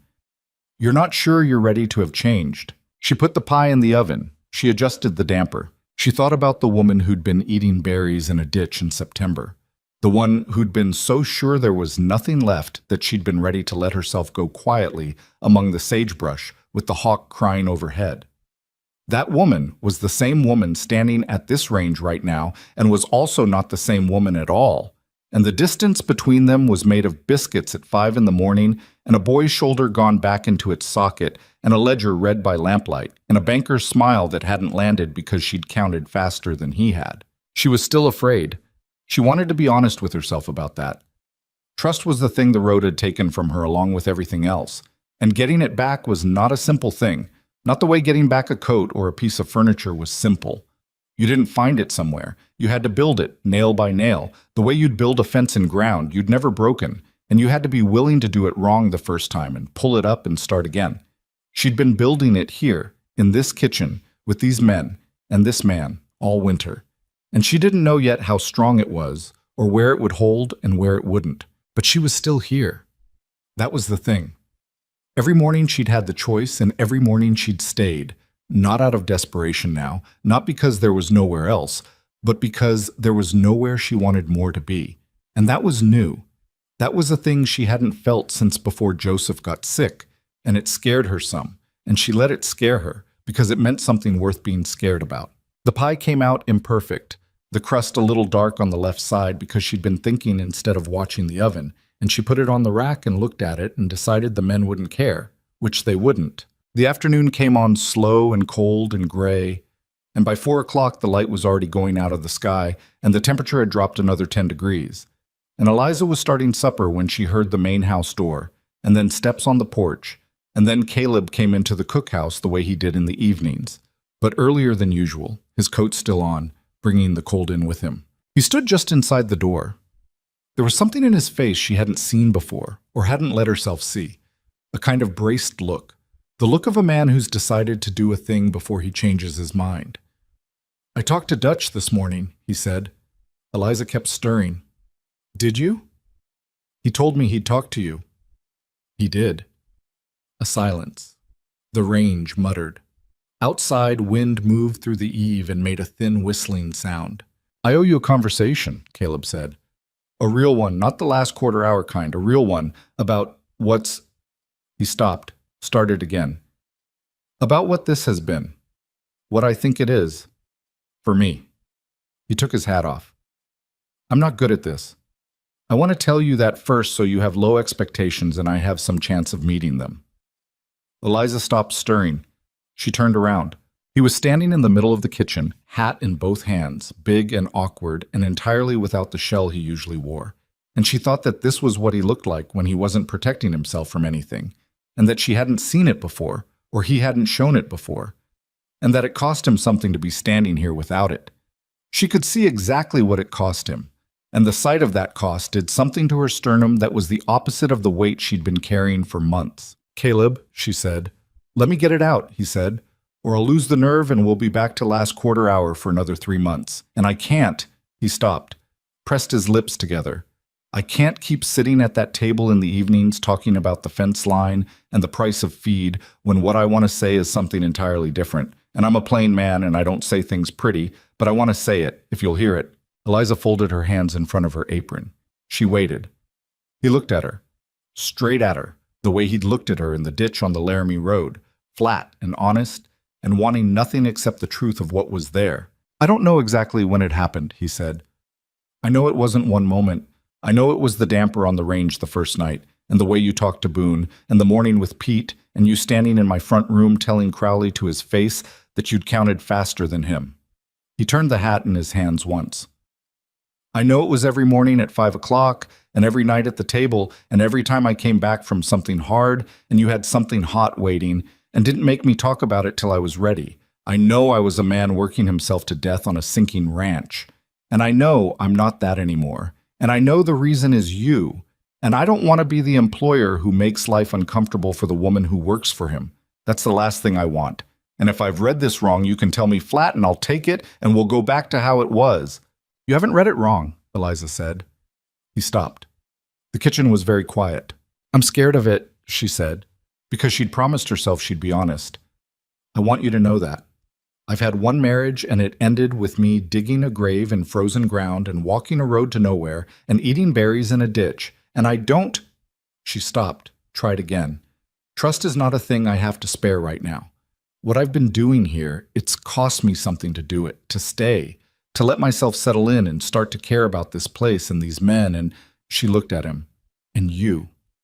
It's cost me something every day, and I've paid it because I thought it was worth it, and I still think it's worth it, but I need you to know it isn't easy for me, and it probably won't be, not for a while. I need you to know that before anything else." Caleb was very still, in the way of his stillness, that deep, patient quiet. "I know it," he said. "And I'm not what I was," she said. "I'm not the woman I was before the road. I'm harder than I was and more suspicious, and I'll argue with you, and I'll look at your ledger without asking, and I'll tell you when you're wrong. And I know that too. And I haven't decided—" She stopped. "I'm not saying yes to anything tonight. I'm saying I haven't read it wrong either, and I think you should know that, and we should—" She gestured vaguely at the range, the kitchen, the window where the snow pressed close and white against the glass. "We should let it be what it is and see where it goes without either of us running from it." Caleb stood there with his hat in his hands in the lamplight and looked at the woman who'd saved his ranch and fed his men and argued down his banker and still wouldn't give him more than the truth, no comfort, no promise, just the truth. And something in his face settled, finally, into something that wasn't grief and wasn't fear, and was taking up the space where those things had been for 4 years. "That's enough," he said. "That's more than I had this morning." "It is," she agreed. She turned back to the range. Now hang up your coat and stay for supper, not as my employer. Just stay. He hung up his coat. He sat down at the long table, and the fire burned even in the range, and outside the snow lay deep and still over the valley, over the fence lines and the south pasture and the corrals and the barn with its patched roof, over everything they'd fought to keep. And it was very cold, and in the cookhouse it was warm. February broke slowly, the way bad things do. Not all at once, not with any announcement, but in small daily increments that you only recognize looking back. The storms came a little farther apart. The temperature lifted 2 degrees, then dropped 5, then lifted 4 and held there for 3 days running, which was enough for the creek ice to groan and shift at the banks without quite letting go. The light changed first. That was what Eliza noticed before anything else, standing in the cookhouse door one morning at the end of the month. The light came a little earlier and sat a little longer and had a quality to it, a thin, pale warmth that January's light had entirely lacked. She stood in the door with her coffee and felt it on her face and thought that she had survived this winter, which was not something she'd have bet on in September, and that the surviving had taken a shape she couldn't have predicted from that ditch on the Laramie Road. Things between her and Caleb had shifted in the small, careful way of two people who've said the true things and are now living alongside them without quite knowing yet what to build. He still came to the cookhouse in the evenings. The conversation was different. Not the careful arm's-length talk of employer and hired cook, but not transformed either. Not suddenly easy, because nothing between two people who've both been badly hurt becomes suddenly easy. It was more like, she thought about how to name it sometimes, in the quiet after the men went to the bunkhouse.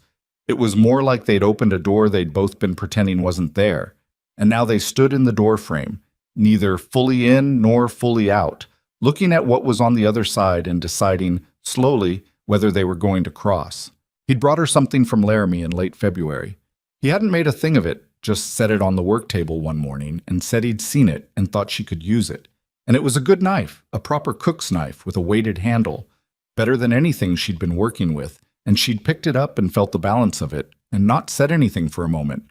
And when she looked up, he was already halfway out the door, which was how he handled the things that meant something, by putting them down and leaving before they could be made into more than he knew how to talk about.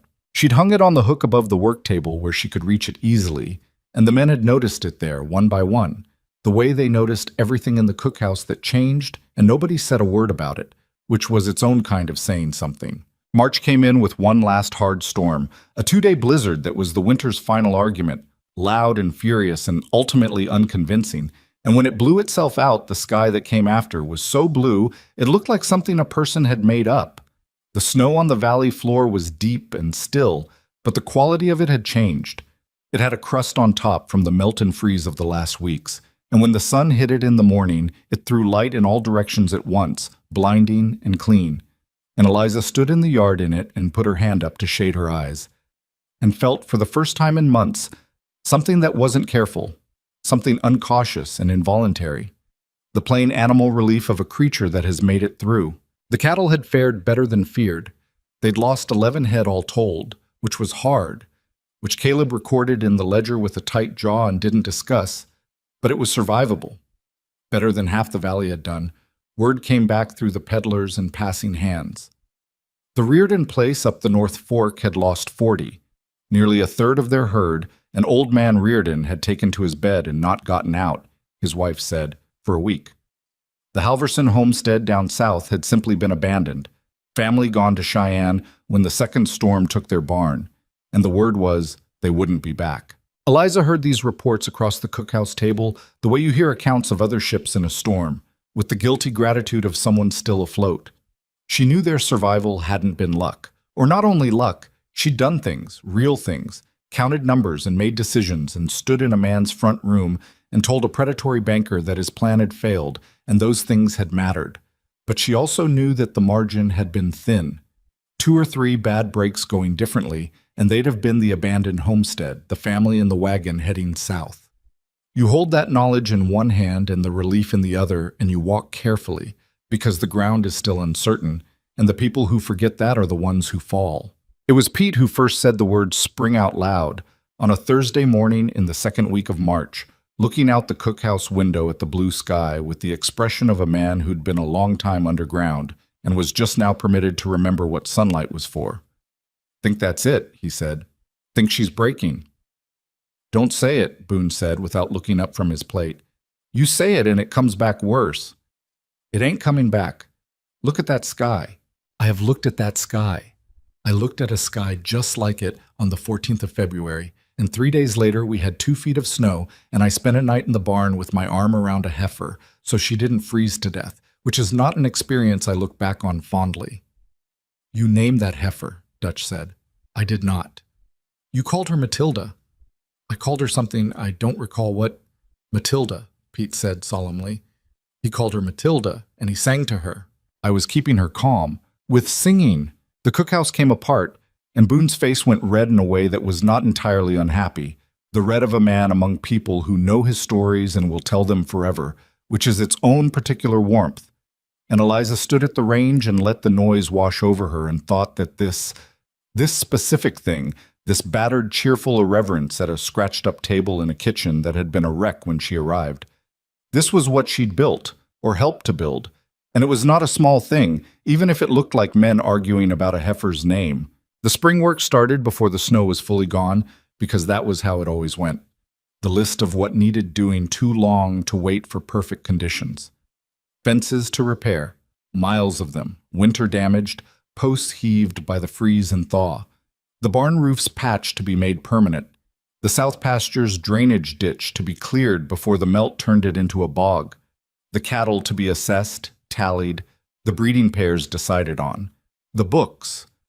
And it was the books that brought Eliza and Caleb to a conversation they'd been circling for weeks, the one that changed the shape of what came next. She'd been working through the spring accounts on an April morning, the cookhouse empty, the men out on the fence line, and Caleb had come in early, which he rarely did in daylight. He stood at the table and looked at her work spread across it, her figures, her notes in the margins, the plan she'd been sketching for the next 6 months that went considerably beyond what a cook's wages were supposed to include. "You've been doing this since January," he said. It wasn't an accusation. It was a man stating something he'd known and not addressed. "Since November, really," she said. "The ledger in the barn." I never stopped. He sat down across from her. He looked at the papers. She watched him read, following her columns, her projections, the breeding plan that would bring the herd back in 2 years, the proposal to let the southeast corner of the land to a neighboring family for grazing fees that would offset the lost Henderson contract, the note she'd made about the kitchen garden and how, if they expanded it, they could cut the supply costs by 1/3 through summer and fall. "This is a ranch manager's work," he said. "I know what it is. I'm paying you cooks' wages." "I know that too." He looked up from the papers. He had the look on his face again, the unshelled look, the one that cost him something. "That's not right. That's not a fair arrangement, and I've let it go on because—" He stopped. "Because addressing it meant addressing other things, and I've been slow." "You have," she agreed. She kept her voice even. "But so have I. I could have asked for more money at any point, and I didn't. And the reason wasn't that I didn't know I'd earned it. The reason was that asking would have required a conversation about what this actually is, and I wasn't sure I was ready." "Are you ready now?" She looked at him across her own scattered papers, her months of work spread between them. She thought about the ditch in September and the dead woman's boots, and the first 5 o'clock breakfast, and Pete on the table and the bank draft, and the receipt in the lockbox, and the knife on the hook above the work table, and the way he'd put it down and left before she could say thank you. "I've been ready since February," she said. "I was waiting for you." Caleb spread his hands flat on the table. "Then here's what I'm saying, not as your employer." He held her eyes. "As a man who'd like you to stay, not as the cook, not as the ledger keeper, as—" He stopped, jaw tight, working for the words that didn't come easy to him and never would. "As the person around whom I'd like to build whatever comes next, for the ranch and for—" A breath. "For me." The cookhouse was quiet. Outside, a meadowlark tried one tentative note, the first she'd heard since October, and the sound of it was so unexpected in the lingering cold that it seemed almost unlikely, a thing from another world delivered into this one. Eliza was quiet for a moment. She thought about everything she'd told him in February, that she was afraid, that trust was not a thing she had to spare, that she needed to let it be what it was and see where it went. She'd meant all of it, and it was still true. She was still afraid. She was probably always going to be somewhat afraid. The road saw to that. The road had renovated her in ways that wouldn't be entirely undone, and she'd made a kind of peace with that. The permanent low-grade wariness that came from having lost everything once and knowing it was possible. But she was here. She'd been choosing here every morning for 6 months, and she knew the difference now between staying because there was nowhere else and staying because you wanted to, and she knew which one this was. "I have conditions," she said. Something in his face shifted. Relief, she thought, though he'd never call it that. "Tell me," he said. "The books stay with me. I keep the accounts, I have full access, and you don't make a major financial decision without talking to me first. Not because you aren't capable." She said that part firmly. "Because 2 heads are better than 1, and you've seen the evidence of that, and I won't go back to being the woman in the kitchen who isn't allowed to know what's happening with the money." "Done," he said. No hesitation.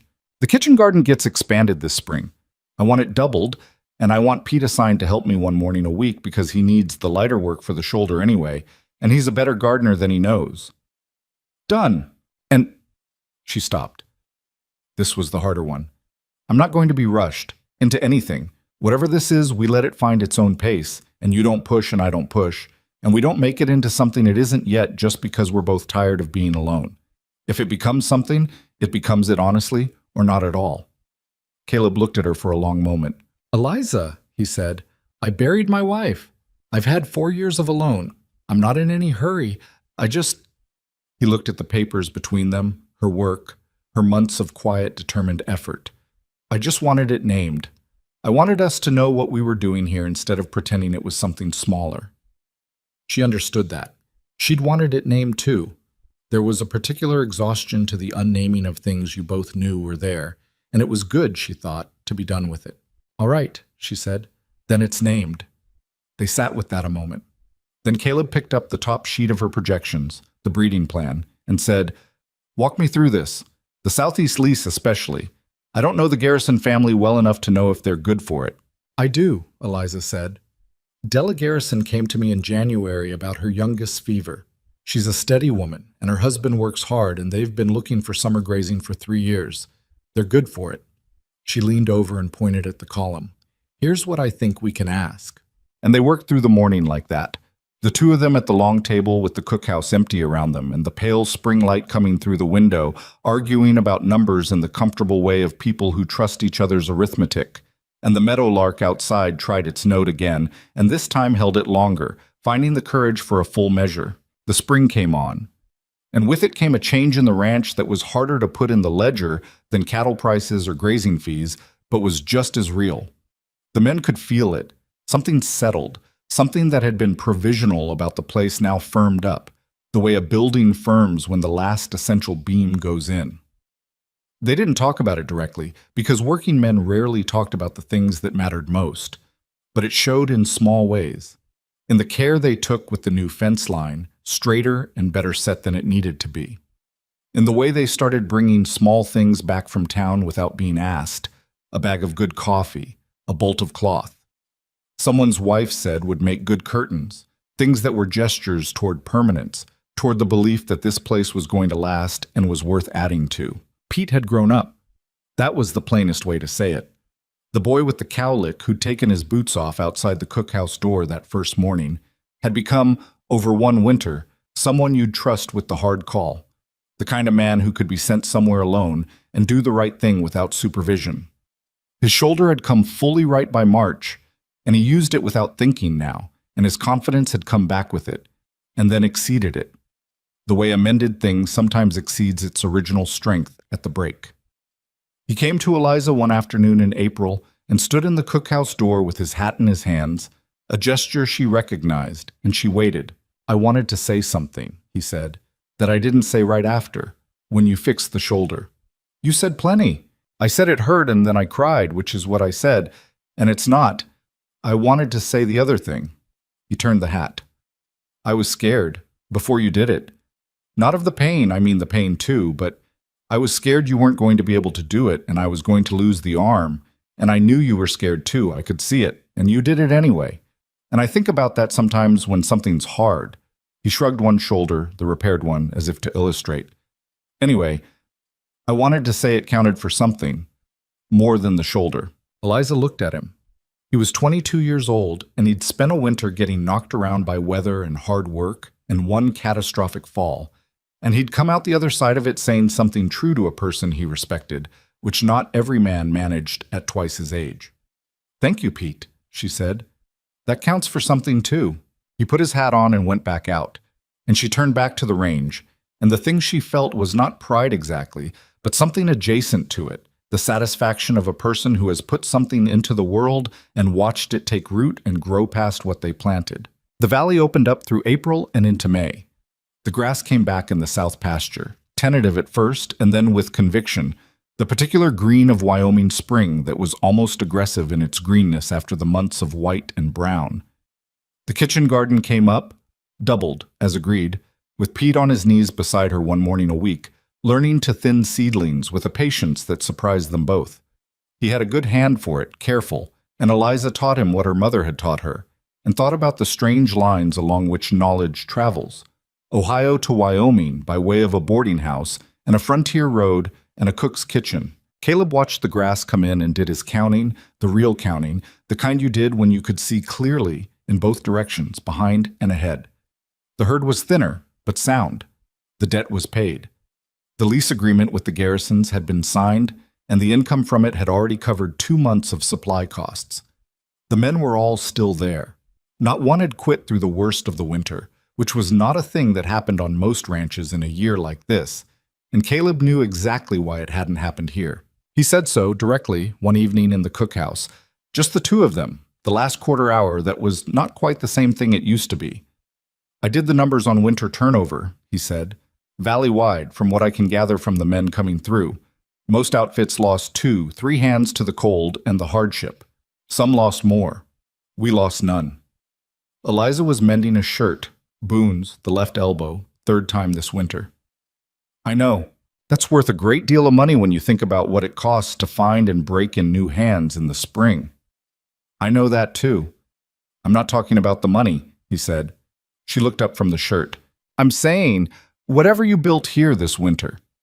He looked at the room around him, the clean floor, the gleaming range, the knife on its hook, the rows of the jars she'd put up in the fall, and the new ones she was already planning. "It was more than cooking. I knew that by November. He stopped. "I want the men to know you know it. He tried again. "I'm going to change the arrangement. Officially. I'm going to write it in the ledger that you're the ranch manager. What you've been doing since November, it gets a name, and it gets wages that match it, and it gets written down so it exists in a way that a person can point to." Eliza was quiet for a moment. She thought about the bank office in Cheyenne, the man with soft hands explaining that a paper said something she'd never agreed to. She thought about what it meant to have a thing written down, the way it could be used against you, and the way it could also, in the right hands, be used for you, and how the difference was entirely in whose hands held the pen. "All right," she said, "you're not going to argue with me about it."